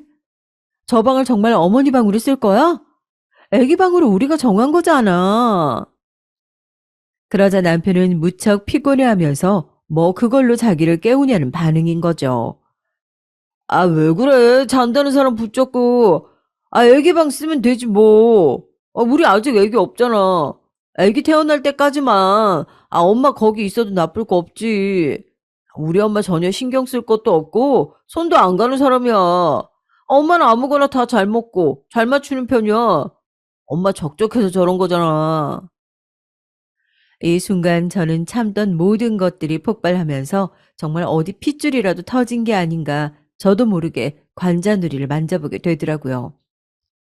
오빠, 내가 무슨 어머니랑 결혼한 거야? 나 솔직히 말해볼까? 나 결혼하고 나서 오빠보다 어머니랑 보내는 시간이 훨씬 많아. 오빠 출근하고 나면 어머니 우리 집에 오시고 오빠 퇴근해야 어머니 그 차 타고 가시는 거 아니야. 그 시간 내내 같이 있는 거 나라고. 밥 차려드리려고 요리하고 설거지하고 치우고 어머니 TV 틀어드리고 어머니만 혼자 계시게 하면 안 되니까 일거리 옆에 두고 키보드 쳐가면서 어머니 대화 상대 해드린다고. 이런 내가 편해 보여? 제가 속사포로 이렇게 쏟아내니까 남편도 잠깐 놀랬는지 움찔하더라고요. 근데 다시 자세를 고쳐 앉더니 뭔가 저를 이해하긴 하지만 그래도 불쾌하단 투로 말을 하는 겁니다. 윤미야, 왜 그렇게 흥분하는 거야? 이게 그렇게 어려운 일이 아닌데 왜 일을 복잡하게 몰고 가는 거지? 어머니는 그냥 우리랑 있는 게 좋아서 그러시는 거야. 그렇게 심각하게 받을 일이 아니라고. 어머니가 뭐 야단치거나 하신 것도 아니고 우리한테 요구하는 게 많은 것도 아니잖아. 집도 주시고 이렇게 신경 많이 써주셨어. 그거 잠깐 어머니 밥 좀 차려드리려고 하는데, 그게 그렇게 싫어? 전 남편의 말 하나하나가 너무 주옥 같고 하나같이 다 어이없던지라 그냥 멍하니 듣고 있었습니다. 내가 볼 때는 윤미 네가 너무 엄살 부리고 있는 것 같아. 아니면 너무 편한 환경에서 살게 되니까 좀 나태해진 건가? 남들은 이런 집 얻지 못해서 남녀가 둘 다 바쁘게 밖에서 일하잖아. 서로 마주칠 시간도 없이 말이야.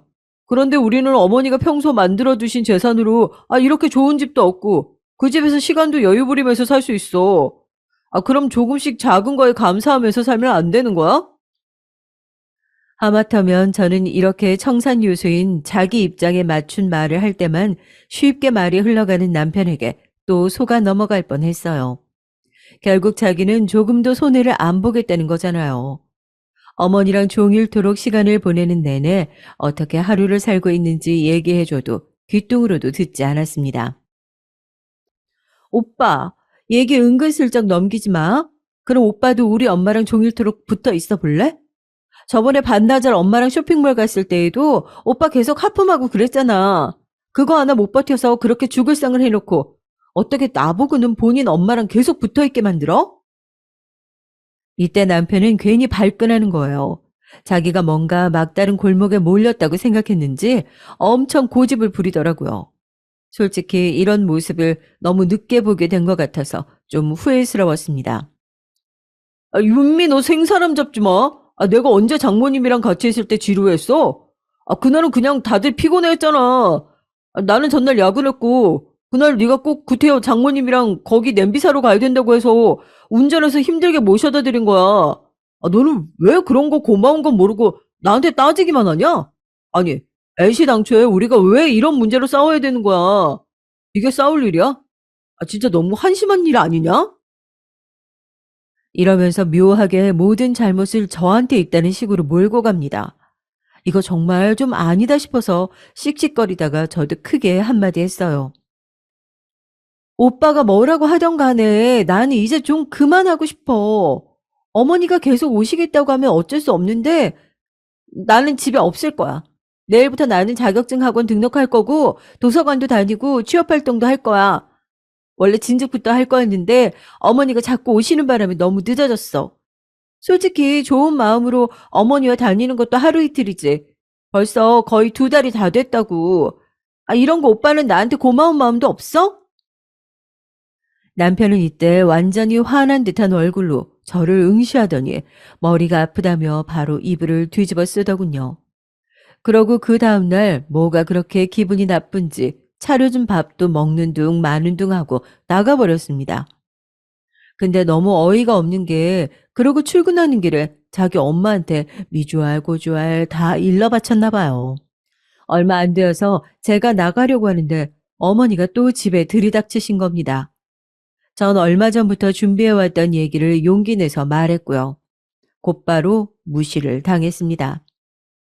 저 어머니 지금 나가는 길이에요. 저 나가야 되는데 집에 계실 거예요? 다음에 오시는 게 좋을 것 같은데.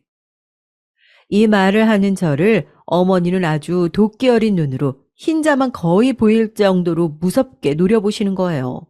코로 내쉬는 그분의 거친 숨이 제 입까지 느껴질 정도였어요. 뭐가 그렇게 한 맺힌 일이 있어서 주먹까지 쥐고 어깨를 들썩거리면서 절 노려보시는 걸까요? 그래? 너 내가 집에 오는 거 싫다고 했다면서? 야, 내 아들 집이야. 내 아들 집에 얹혀 살면서 이게 누굴 보고 오라 말아야, 어? 어디서 그딴 말을 해? 이때 얼마나 크게 소리를 질러댔는지 옆집 신혼부부가 사는데 그 집 부인이 슬그머니 문을 열고 훔쳐볼 정도였어요. 평소 오가면서 좋게 인사했던 여자분인데 그 앞에서 얼마나 창피하고 죽고 싶던지 일단은 어머니 들어오시라 했어요. 제가 언제 그렇게까지 말을 했어요. 오빠가 그러던가요? 어머니 저는 그냥 저도 일정이 있고 해서 나가야 된다고 그렇게 말을 한 거예요. 어머니는 제 말을 듣기도 싫다는 듯이 제 팔을 확 치시는 거예요. 그게 그 말이지. 너 어른 갖고 말장난하냐? 이게 어디서 어른 머리 꼭대기에 서서 장난을 치려고 해? 어디서 지가 어른을 구슬리겠다고 기어오르냐고? 너 나가서 볼 일 볼 거면 봐. 나는 집에 있을 테니까. 그러면서 제 어깨를 확 밀치더니 그냥 집 안으로 들어가 버리시더라고요. 그렇게 소파에 덜렁 누워버린 어머니를 보고 저는 안 나갈 수도 나갈 수도 없고 그냥 여러모로 아주 이상한 상황이 돼버렸습니다. 머릿속으로는 남편한테 대한 분노가 바글바글 끓지 어머니는 저 모양으로 나한테 짜증만 내지 진짜 미치겠더라고요. 하지만 이날 실제로 저는 학원 등록을 생각했고 상담도 예약해 두었던 날이었거든요. 어쩔 수 없이 그냥 움직였는데 진짜 너무 화가 나는 건 12시쯤 어머니가 또 고래고래 소리를 지르면서 전화를 하신 거였어요. 어디냐? 아, 밥 다 됐는데 왜 안 들어와? 시애미는 굶어 죽으라는 거냐? 너는 네 시애미를 이렇게 집안에 놔두고 밥도 뭣도 어디 있는지 안 가르쳐주고, 응? 내가 전화를 해야만 밥대인지 하는 거야? 이래서 옛말에 며느리 잘 들여야 된다고 했어. 눈치코치 없고 멍청한 걸 며느리로 들이니까 이 고생을 사서 하는 거지. 아유, 두야. 이때 버스 정류장 앞에 서 있다가 정말 얼굴에 온 핏기가 싹 가시는 게 느껴지더라고요. 제가 무슨 어린 딸을 집에 둔 애엄마도 아니고 저보고 얼른 들어와서 자기 밥 챙겨주라는 거예요. 너무 얼척없고 황당해서 뭐에 얻어맞은 듯 홀린 듯 그냥 대충 장 봐서 들어가긴 했는데요. 이렇게 뭐가 꼬이기 시작하니까 자꾸 말려들 것 같더라고요. 이날은 어거지로 저도 속을 달래가며 참긴 했지만 그 다음 날은 어머니가 오시기도 전에 나가버렸고 연락도 받지 않았습니다. 어머니의 절 향한 분노는 날이 갈수록 커져만 갔지만 하도 대놓고 제가 피해대고 다 끊어버리니까 뭐 어쩌질 못하시더라고요. 반면 남편도 저한테 실망했네 어쩌니 하는데 전 별로 그런 말이 귀에 들어오지도 않았어요. 아니, 하루 어머니를 안 보니까 왜 이렇게 좋은 거며, 이틀째 안 보니까 너무 좋고, 사흘째 안 보니까 환장할 만큼 좋고, 나흘째 닷새째 계속 안 보니까 이제는 제 삶이 사는 것 같고 숨 쉬는 것 같더라고요. 남편은 이런 제 모습을 보면서 불만이 많다는 투로 굴었지만 전 신경 쓰지 않았습니다. 그래봤자 자기만 불편할 거였거든요. 저 역시 밥도 안 차려주고 대꾸도 하지 않았고 주말에도 남편과 함께 보내지 않았어요. 제가 자기 엄마를 서운해했다면서 사과드리라는 남편을 보니까 저도 이대로 버릇을 초장에 잡던지 정 아니면 다른 방법을 생각해야 하는 건지 고민이 됐었거든요. 그러다가 제가 꽤 크게 다친 사건이 하나 발생했는데 자전거를 타고 주민센터를 가다가 아주 대차게 넘어진 거예요. 이때 다리를 접지르게 됐고 인대도 찢어지고 하여간 엉망진창인 날이었어요. 자격증 발표도 안 좋게 나오고 마음도 힘들고 결혼해서 남편과 살고 있기는 하지만 대화도 잘 안 하는 날들을 보내며 좀 우울했거든요. 그런 와중에 이런 사고가 났죠. 저도 모르게 남편한테 전화를 걸게 됐습니다. 그렇게 길어지던 냉전을 깨고 말이죠. 그런데 남편은 이런 냉전을 깨겠다는 제 반응에 아주 냉랭하게 답하더군요. 의무적으로 답을 하는데 마치 로봇인 것처럼 아주 딱딱하게 말이에요. 아, 그래? 아팠겠네. 병원은 가봤어? 빨리 나와야 할 텐데 힘들겠다. 글 자체로 봐서는 뭔가 이상하지 않을지도 모르겠지만 뉘앙스는 완전히 관심 없다는 투였어요. 나랑은 전혀 상관없지만 네가 징징거리니 답은 해준다. 이런 말투 말이에요. 그러다 보니 이래저래 저는 더 기운이 빠지고 정말 모든 감정이 땅으로 치닫듯이 우울하더라고요. 달리 징징댈 사람이 없어서 엄마한테 말을 했더니 역시 친정엄마가 최고인 것 같았어요. 아니, 어쩌다가 그랬어. 밥은 먹었고, 아휴, 일단 거기 있어봐. 그 역 앞인 거지? 엄마가 얼른 갈게. 같이 병원 가보자. 이렇게 엄마가 차를 끌고 오셔서 그 곁에 병원도 다녀오고 제 상태를 보니 엄청 안쓰러워 하시더라고요. 발 깁스를 하면서 질질 끌고 다니다 보니까 엄마는 안 되겠다 싶었나 봐요. 아, 엄마가 옆에서 좀 봐줘야겠다. 이래가지고 뭘 해. 너 당분간 누워있기만 해. 실제로 저는 발을 끌면서 움직이다 보니까 뭘 할 수가 없는 거예요. 남편 밥을 준비하기는커녕 저 먹을 밥도 못 챙겨 먹을 정도로 힘들고 아프더라고요. 화장실 가는 것은 그럭저럭 어떻게든 했지만 하여간 생활하는 게 여간 힘든 게 아니었습니다. 그런데 남편은 집에 와서 잠잘 때 빼고는 제 옆에 없으니 돌봐줄 사람이 필요하긴 했어요. 어쩌다 보니 전에 어머니가 들어오시냐 마냐로 아주 티격태격했던 건 그 방 있잖아요. 거기로 우리 엄마가 임시로 들어오게 된 거예요. 남편은 이때 뭐라 반격하고 싶었던 것 같지만 일단 제가 아파서 오신 거니까 별 수 없잖아요. 하나하나 다 시중 들어주시고 심지어 엄마가 아침 저녁으로 밥도 해주셨어요. 그렇게 해서 계시는 동안 이걸 또 어떻게 아신 건지 제 심증으로는 아마 남편이 말한 것 같지만 어머니가 또 나타나신 겁니다. 너 다쳤다며? 그 내가 너 먹으라고 김치 좀 갖고 왔다. 이러면서 불쑥 나타나시더니 아주 거칠게 자기가 싸들고 온 김치통을 막 풀어헤치시는 거예요. 우리 엄마가 본인이 넣겠다고 하니까 이때 한마디 톡 쏘시는데 좀 어이가 없더라고요. 아유, 됐어요, 사돈. 아무리 딸 아파서 오셨다고 하지만 딸내 살림 그렇게 제 집 살림처럼 막 벌컥벌컥 여닫고 하는 거 아니에요. 어? 그러면 친정 어른들 왔다 갔다 하는 거 쉽게 여길 테고 제 시어머니는 못 오게 구박하고 그럴 거 아니에요. 제가 얼마나 며느리 눈치를 보고 사는지 아유, 사돈은 아세요? 이렇게 대놓고 우리 엄마한테 면박을 주니 엄마도 민망해 하시더라고요. 솔직히 이건 엄마가 전혀 기죽을 포인트가 없었는데 어머니는 자세한 얘기도 풀지 않고 무작정 자기 입장만 피해자인 것처럼 마구 쏘아붙였어요. 우리 엄마가 죄인인 양 말이에요. 엄마는 이날은 그냥 그렇게 넘어가긴 했지만 많이 불편하셨던지 표정이 안 좋으시더라고요. 내가 아무쪼록 대강 마무리하고 가야겠는데 어떡하니. 네 어머니가 영 불편해하시는 것 같으니 말이야.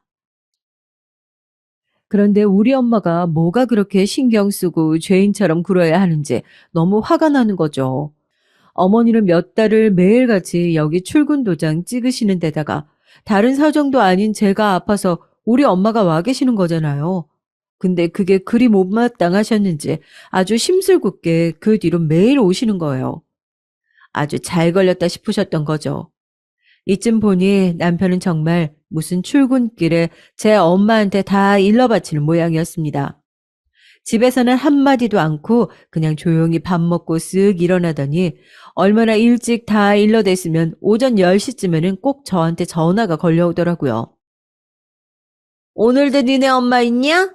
어째 그렇게 딸네 집에 엉덩이 붙이고 집에 갈 생각을 안 한대. 아유, 니네 아빠는 니네 엄마 찾지도 않니? 이러면서 잔뜩 성난 소리로 저를 협박하듯이 말하는 거예요. 이건 진짜 뭐 자기소개도 아니고 딸이란 단어에서 아들만 바꾸면 본인 얘기 아니냐고요. 어머니 본인은 아버님이 집에 있던 말던 신경도 안 쓰고 우리 집 오셨으면서 그렇게 한 달, 두 달 출퇴근을 하셔놓고 말이에요. 우리 엄마가 저 아파서 봐주러 온 명백한 이유가 있음에도 불구하고 이렇게 와 있는 게 너무너무 싫었었나 봐요. 심지어 제가 가장 열받았던 건 우리 엄마가 같이 계시면서 지내는 내용들까지 다 일일이 일러 바쳤다는 거예요. 그걸 갖다가 어머니는 트집을 잡고요. 우리 상호 오늘 김치찌개 먹고 갔다더라. 근데 얘 다른 건 잘 먹는데 꼭 그렇게 찌개만 하셔야 하는 거니? 반찬도 좀 다양하게 해서 먹이지. 딸내미 아파서 봐주러 왔다면서 뭐 왜 더 신경을 안 써줘? 누가 보면 제가 아니라 뭐 당신 아들인 우리 엄마 사위가 아파서 봐주러 온 줄 아시겠어요. 제가 뭘 먹건 알 바 아니고 자기 아들 잘 챙겨 먹이고 장모 사위 대접 잘 받고 있는지 그게 궁금하신 것 같더라고요. 저도 웬만하면 엄마도 같이 지내고 있으니 참아보려고 했는데 이때는 안 되겠어서 노래를 크게 틀어놓고 남편한테 전화해서 따졌습니다. 도대체 오빠 나이 몇이야? 나보다 한두 살 많은 사람이잖아. 뭘 그렇게 어머니한테 아침 저녁으로 일러바쳐? 우리 엄마가 뭘 해주고 먹었는지 왜 참견이신데? 엄마가 우리 밥 해주는 사람이야? 나 아프니까 못 먹고 다들 힘들까봐 와 계신 거잖아. 엄마가 어디 그냥 놀러 왔냐고. 오빠는 그게 그렇게 안 입고 와서 어머니한테 일러 바치는 거야? 남편은 이때 발끈해가지고 또 지 엄마 편을 들더라고요. 아, 엄마가 궁금해하니까 물어볼 수도 있는 거 아니야. 내가 말하려고 한 게 아니라 엄마가 물어봤다고. 각자 집에 딸 하나 있고 아들 하나씩 있으니까 다 자식한테 집중하는 거지. 장모님도 마찬가지 아니셔? 왜 자꾸 우리가 싸워야 하는 거냐고. 나 진짜 너무 지친다, 윤미야. 아, 왜 이렇게 시비를 거는 거야? 이렇게 얘기가 흘러가다 보니 저는 점점 이제 화가 나는 게 아니라 지치기 시작했습니다. 아마 남편이 먼저 지친다는 단어를 사용해서 그런지 몰라도 그 말에 아주 적극적으로 공감이 가더라고요. 결혼한 이래 가장 크게 공감 갔던 남편의 말이 이거라니 좀 슬프기도 했습니다. 그러면서 새삼 저도 무의식 중에 우리들 사이에 아기가 없다는 게 다행이란 생각이 들더라고요. 엄마는 그런 말 하지 말라고 등을 철썩 때리시더라고요. 아이고, 윤미야. 너 왜 그런 말을 해? 복 없는 그런 말 좀 하지 마. 처음부터 다 맞춰가는 부부가 어딨어? 이렇게 다투고 저렇게도 하면서 다들 맞춰가는 거야. 아유, 너무 심각하게 받지 말아라. 그러다가 애가 생기면 다들 결국 정으로 그렇게 살아가는 거라고. 근데 저는 엄마의 이 말이 자꾸 의문을 갖게 되더라고요.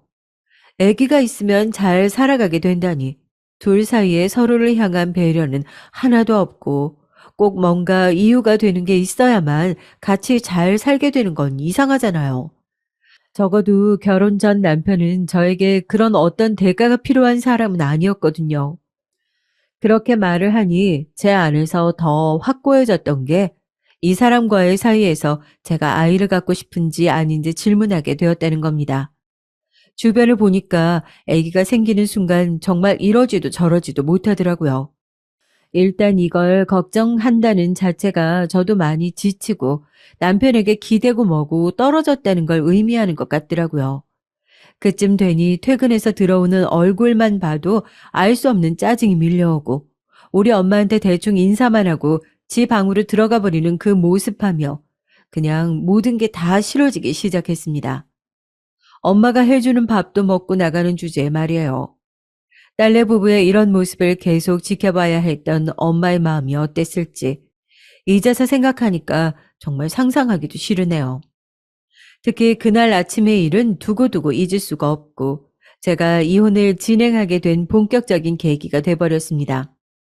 일말의 정이라도 남아있었기에 남편과의 사이를 이러지도 저러지도 못하고 고민했었던 건데 그 사건 때문에 저는 미련 없이 남편을 끊어내게 됐답니다. 그날은 엄마가 가끔씩 우리를 챙긴답시고 해주던 아침밥 준비로 분주했고 엄마 딴에는 사위 챙긴답시고 셔츠를 다려주시다가 깜빡하셨어요. 남편이 입겠다고 내놓은 셔츠도 없었고 어찌어찌 말해둔 것도 아닌데 무슨 옷을 어디서 입을 줄 알고 우리 엄마가 찾아서 다려두나요? 이 얘기를 제가 구태여 강조하는 이유는 진짜 웃기지도 않은 저희 어머니가 말이에요. 세상 트집 잡을 게 없어서 이걸 갖고 막말을 해댔기 때문입니다. 저는 병원을 가는 날이라서 되게 바빴고 학원 가서도 할 일이 있어서 정신이 없었거든요. 근데 오래도록 울리지 않고 조용하던 시댁 가족 단톡방이 있거든요. 거기에 들어온 메시지 한 줄을 보고 진짜 눈이 확 뒤집어지고 정신이 깨이는 느낌이 들더라고요. 병원에서 제 옆에 앉아서 꾸벅꾸벅 졸고 있는 엄마 팔에 기대어 이 메시지를 받고 정말 기절할 듯 소스라치게 놀라버렸습니다. 윤미 너, 네 엄마한테 처신 똑바로 하라 그래라. 출근하는 사위 다름질도 안 해주고 딸네 집 와서 기생하는 주제에 염치도 없냐? 좋은 집 해줬으면 주제를 알아야지. 짐승이나 벌레도 그런 짓은 안 하겠다. 이미 첫 줄부터 잔뜩 날이 서 있는 말투라서 내내 놀라는 중에 어쩜 끝으로 갈수록 이렇게 어이없는 말들만 가득하냐고요. 하지만 저도 이때 잘못한 게 저만 보고 좀 추슬러야 했었는데 말이에요. 그만 너무 흥분한 나머지 옆에 있는 엄마에게 이거 보라고 한 거예요. 엄마, 와, 나 미치겠네. 진짜 뭐 이딴 인간이 다 있냐? 나 정말 못 참겠어, 엄마. 어? 왜 그래? 뭐 때문에 그러는데? 그때 어머니가 남긴 그 경박한 메시지를 눈으로 읽은 엄마의 표정이란 정말 평생을 한이 되는 것 같아요. 어머니 잘못보다 그걸 보게 한 제 잘못이 더 크다고 느껴질 정도로요. 당시 엄마의 표정은 너무 당황스럽고 놀란 상태였어요. 잔뜩 눈썹이 꺾여서는 너무 억울하고 서운한 듯한 눈으로 그 화면을 응시하던 엄마를 생각하면 전 지금이라도 다시 새롭게 쫓아가서 어머니의 멱살이라도 잡고 싶은 마음이에요. 뭐 제 대신 멱살을 잡고 안 놔준 사람이 있어서 또 그럴 수는 없지만 말이에요. 제가 지인한테 이 얘기를 했더니 다른 그 어떤 사실보다 대체 누가 니네 어머니 멱살을 잡았냐고 그걸 궁금해하는 거예요. 아마 사연 듣는 분들도 그게 제일 궁금해 하실까봐 미리 말을 해두자면 우리 어머니 멱살을 잡고 흔들어댔던 사람은 착한 우리 엄마도 아니고 이 상황을 뒤늦게 알고 화냈던 아빠도 아니고 저는 더더욱 아니었어요. 그럴 심사는 있었지만 이걸 직접 행동으로 옮겼던 건 바로 우리 작은 이모랍니다. 이모는 요양사 일을 하고 있고 가끔씩 동생인 우리 엄마네 다니러 왔었어요. 그런데 제가 아파서 엄마가 와 있다고 하니까 안쓰럽게 여겨서 한번 들르신다고 하셨거든요. 그 사건이 있던 당일은 아니었고 그 다음날 이모가 우리 집에 왔어요. 저랑 엄마는 제 남편 볼 기분이 안 나서 그 전날도 밖에서 대충 먹는 둥 마는 둥 밥을 먹고 왔고요. 여러모로 남편이라는 존재 자체에 질려버린 저는 엄마를 시켜서 이 집에 있는 거 아무것도 손대지 말라. 나 이 인간이랑 안 살 거라고 아주 강하게 말했죠. 엄마 역시 상처가 큰 상태에서 저를 차마 말리지도 못하고 있던 판국에 오전 시간대 이모가 우리 집에 온 거예요. 왜 이래? 왜들 이렇게 얼굴이 초상집이야? 무슨 일 있어? 그러면서 집을 좀 구경시켜달라는 이모의 말에 저는 툴툴거리면서 답했어요. 이모, 지금 나 집 구경시킬 상황이 아니야. 지금 좀 심각해. 그러자 이모는 결혼한 지 그리 오래 안 된 조카네 처음으로 와봤다가 좀 당황하신 것 같았습니다. 그럴 수밖에 없고요.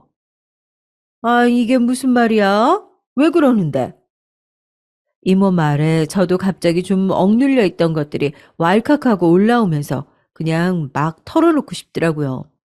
딱히 얘기할 기분은 아니었지만 우리 엄마가 너무 불쌍하기도 하고 성격 괄괄하고 화끈한 이모가 좀 같이 화내주면 나쁠 것 같지 않았거든요.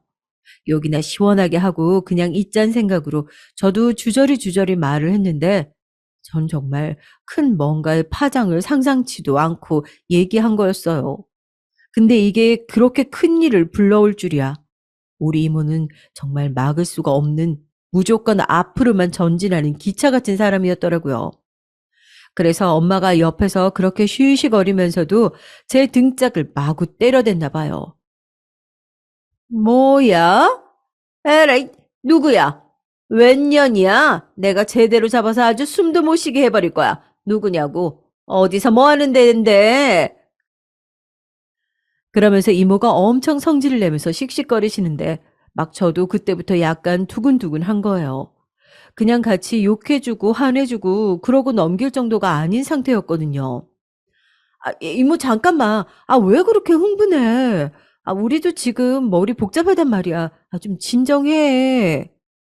그런 와중에 이모는 제 앞에서 당장 니네 시어머니한테 전화하라 난리여서 어쩔 수 없이 저도 어정쩡하게 핸드폰을 열어서 단톡방 메시지를 다시 보는데요. 순간 이모가 확 뺏어가는 거예요. 어디 보자. 어떤 년이 진짜 내가 가만 안 둬. 얼씨구 뭐? 기생충? 웃기고 있네 진짜. 이거 맞아? 얼굴 좀 보자. 이게 뭐야? 어? 이모는 눈이 별로 안 좋아서 얼굴을 찌푸리면서 봤는데 잘 안 보인다면서 화면에 얼굴을 갖다 대더니 어머니 카톡 프로필 사진을 한참을 응시하시는 거예요. 야, 윤미야, 잠깐만. 아, 이게 니네 시어머니야? 아, 이모, 진짜, 아, 왜 이러냐고, 오버하지 마. 무슨 전화를 하라 말아야. 아, 그냥 이렇게 보고 말라고, 진짜. 안 그래도 머리 아픈데 이모가 너무 정신사납게 화를 내길래 좀 달래려는데 이모는 계속 눈을 떼지 않고 한참을 보는 거예요. 아니, 낯이 익은데? 눈은 잘 모르겠는데, 왜 이렇게 인상이 익지? 아, 무슨 헛소리야. 아, 그러지 말고 핸드폰 이리 줘. 아, 너 좀 잠깐 있어봐. 아, 왜 핸드폰을 갖고 가고 그래? 다시 획 빼앗아간 이모를 보며 머리를 벅벅 긁고 있는데 갑자기 이모가 아주 충격적인 말을 하는 거예요. 순간적으로 저는 고개를 확 들어서 이모를 쳐다봤어요. 어? 이모가 왜? 이모, 진짜 우리 어머니 아는 거야? 그, 뭐야, 이름이 이순자인가? 아니, 이숙자인가? 아, 하여간, 아, 그렇지 않아? 내가 바로 기억하는 건지 모르겠는데, 이때 말을 들어보니까 정말 너무 충격적이게도 아마 제가 살아온 일에 제일 충격받은 범위가 큰 게 아닌가 싶은 이야기인데요. 우리 이모와 우리 어머니 말이에요. 고등학교 때 동창이었던 거예요. 이모는 똑똑히 기억한다면서 본인이 한창 그 특유의 성격으로 주름 잡고 다닐 때 우리 어머니는 그냥 어디서 빌빌거리고 그랬다는 겁니다. 아니, 이모, 나 지금 너무 당황스러운 건데, 아유, 됐고, 당장 오라고 해. 네 시어머니, 여기 오라고 하라고. 엄마도 이쯤 되니 말리기 시작하는데 이모는 아주 강경하게 나가더라고요. 저도 정말 이때 실랑이를 한창 벌였는데요. 제가 안 하면 이모가 전화를 걸겠다고 하고 집에 안 간다고 난리를 치시는 거예요. 결국 어머니한테 떠듬떠듬 전화를 걸었는데 그때 그 표독스러운 말투를 보니까 저도 욱하고 감정이 올라오더군요. 그래서 제 딴은 아주 대담하게 할 말이 있으니 이리로 오시라 했어요. 야, 이게 어디서 오라가라야, 진짜. 너 미쳤니? 집에서 뵐게요, 어머니. 전화 끊겠습니다. 전 더 말 섞기 싫어서 일단 전화를 끊어버렸지만 참 너무 지독하고 변함없이 저렇게 고자세를 취하는 어머니가 너무 징글징글하게 느껴졌어요. 이모랑 무슨 일이 터질지 불안한 반면에 한편으로는 어머니가 진짜로 당했으면 좋겠다는 생각을 했나 봐요. 제 마음 안에서 거의 90%는 남편과 이제 못 살겠다는 생각이 있었으니까요. 그리하여 어머니는 집에 와서 문을 막 탕탕 쳤는데 이모는 저보고 가만히 있으라면서 본인이 덜컥 문을 열지 뭐예요. 야, 뭐 하자, 어? 어머니는 현관을 들어서다가 우리 이모가 문 앞에 서 있는 걸 보더니 눈이 휘둥그레지더라고요. 뭐라고 저한테 말을 할 틈도 없이 이모는 그 길로 어머니 멱살을 휘어잡고 마르고 소리를 질러댔어요. 야, 너 이숙자 맞지? 야, 이숙자인지 순자인지 이 등신 같은 인간아. 나이 처먹고 그렇게 사냐? 이게 진짜 누구 앞이라고 개겨? 너 제대로 한번 당해봐, 어? 이모는 정말 무시무시하게 어머니를 붙들고 놔주지 않았고 급기야 손찌검까지 가길래 결국 엄마와 저는 죽을 힘을 다해서 붙들고 떼내는 수밖에 없었습니다. 어머니는 정신없이 우리 이모한테 붙들려서 영문을 모르겠다는 얼굴로 자꾸 우리 이모 얼굴을 보더라고요. 너 나 몰라? 나 김복순이야. 나 모르냐고. 여고. 몇 번을 말해야 알아들을래, 이년아. 옆에서 제가 아무리 뜯어말려도 금방 또다시 잡아주는 이모의 힘을 감당할 길이 없어서 저는 결국 뒤로 내동댕이 쳐졌어요. 다리도 제대로 다 나은 상태도 아니고 저나 엄마는 한계였거든요. 어쩜 어머니는 그렇게 단 한마디도 못하고 우리 이모 얼굴만 응시해댔던지 그 의무는 이모도 느꼈던지 바로 받아치더라고요. 야, 내 동생 기생충이라고 했어? 네가 뭔데? 네 주제에 내 조카를 며느리를 얻었으면 평생 엎드려 모셔도 모자랄 판에 너 늙음하게 나한테 처맞고 뼈 다 부러져서 재생 못하고 싶냐? 하여간 이모는 원체 기센 성격답게 말도 무시무시하게 하더라고요. 보는 저도 살이 떨려왔지만 붙들려 있던 어머니는 여간 기가 눌린 게 아닌지 진짜 무슨 뭐 한마디를 못 받아치시더라고요. 이숙자 너 내가 돈 얼마 물어주면 그만이야. 근데 너 말이야 너 이 나이 처먹고 맞으면 그거 어떻게 할래? 장담하는데 너 못 돌아와 원래대로. 어떡할 거냐고. 이모는 그렇게 악착같이 잡고 안놔주면서 어머니에게 귀청이 떨어져 나갈 정도로 소리를 질러댔어요. 급기야 어머니는 어느새 무릎을 꿇는 것도 아닌 것도 아닌 어정쩡한 자세로 주저앉아서 그냥 무조건 고개를 파묻고 막 싹싹 비는 거죠. 말도 못하고 웅얼웅얼거리면서 말이에요. 보다 못한 엄마가 제발 좀 그만 놓으라고 하는데 이모는 그렇게 먼지가 풀풀 날리는 와중에도 절대 놓지 않았습니다. 내가 얘기 다 들었어, 너. 너 진짜 나이를 곱게 처먹었어야지. 이 나이에 며느리 앞에서 머리채 잡히니까 좋냐? 그러게, 멀쩡히 살았어야지. 옛날에도 간제비처럼 굴더니 어쩜 그렇게 인간이 안 변하냐? 넌 좀 더 맞아야 돼. 정신 차려, 이씨. 일어나. 제 생각에는 어머니도 정말 여간 수치스러운 게 아니었을 것 같기는 해요. 이모가 보통 개망신을 시킨 게 아니니까요. 진짜 단 한마디도 뭐라고 찔끔거려 보지도 못한 채 자기가 그렇게 생무시해대던 며느리와 사돈 앞에서 얻어맞은 거니까요. 이 문을 열고 그 들어설 때만 해도 당장 저한테 손찌검이라도 할 듯 위풍당당하시던 분이 거꾸로 저렇게 멱살 잡혀서 입도 뻥끗 못하는 모양을 보니까 참 감정이 다양하게 오가더라고요. 통쾌한 기분이 없었냐 하면 그것도 있기는 한데요. 그냥 저렇게 철저하게 약자한테는 강하게 굴고 강자한테는 바짝 쥐어사는 모양새를 보니까 모든 게 너무 씁쓸하고 기가 찬 거예요. 결국 어머니는 그대로 어정쩡하게 우리 엄마한테 사과는 했는데 하도 웅얼거리고 꿍얼거리셔서 제대로 듣지는 못했어요. 이모가 똑바로 빌라고 잘 안 들린다고 윽박지르는 걸 엄마가 제발 그쯤 하라고 해서 어찌어찌 마무리하긴 했답니다. 그러고 놔주는 순간 어머니는 진짜 다리에 뭐라도 달린 듯 쏜살같이 문을 열고 도망가 버리시더라고요. 우리 이모랑 옛날에 뭐가 어땠는지 모르겠지만 그냥 당장의 순간을 봐도 이모가 엄청나게 위쪽에서 길을 다 잡고 눌러버리긴 했어요.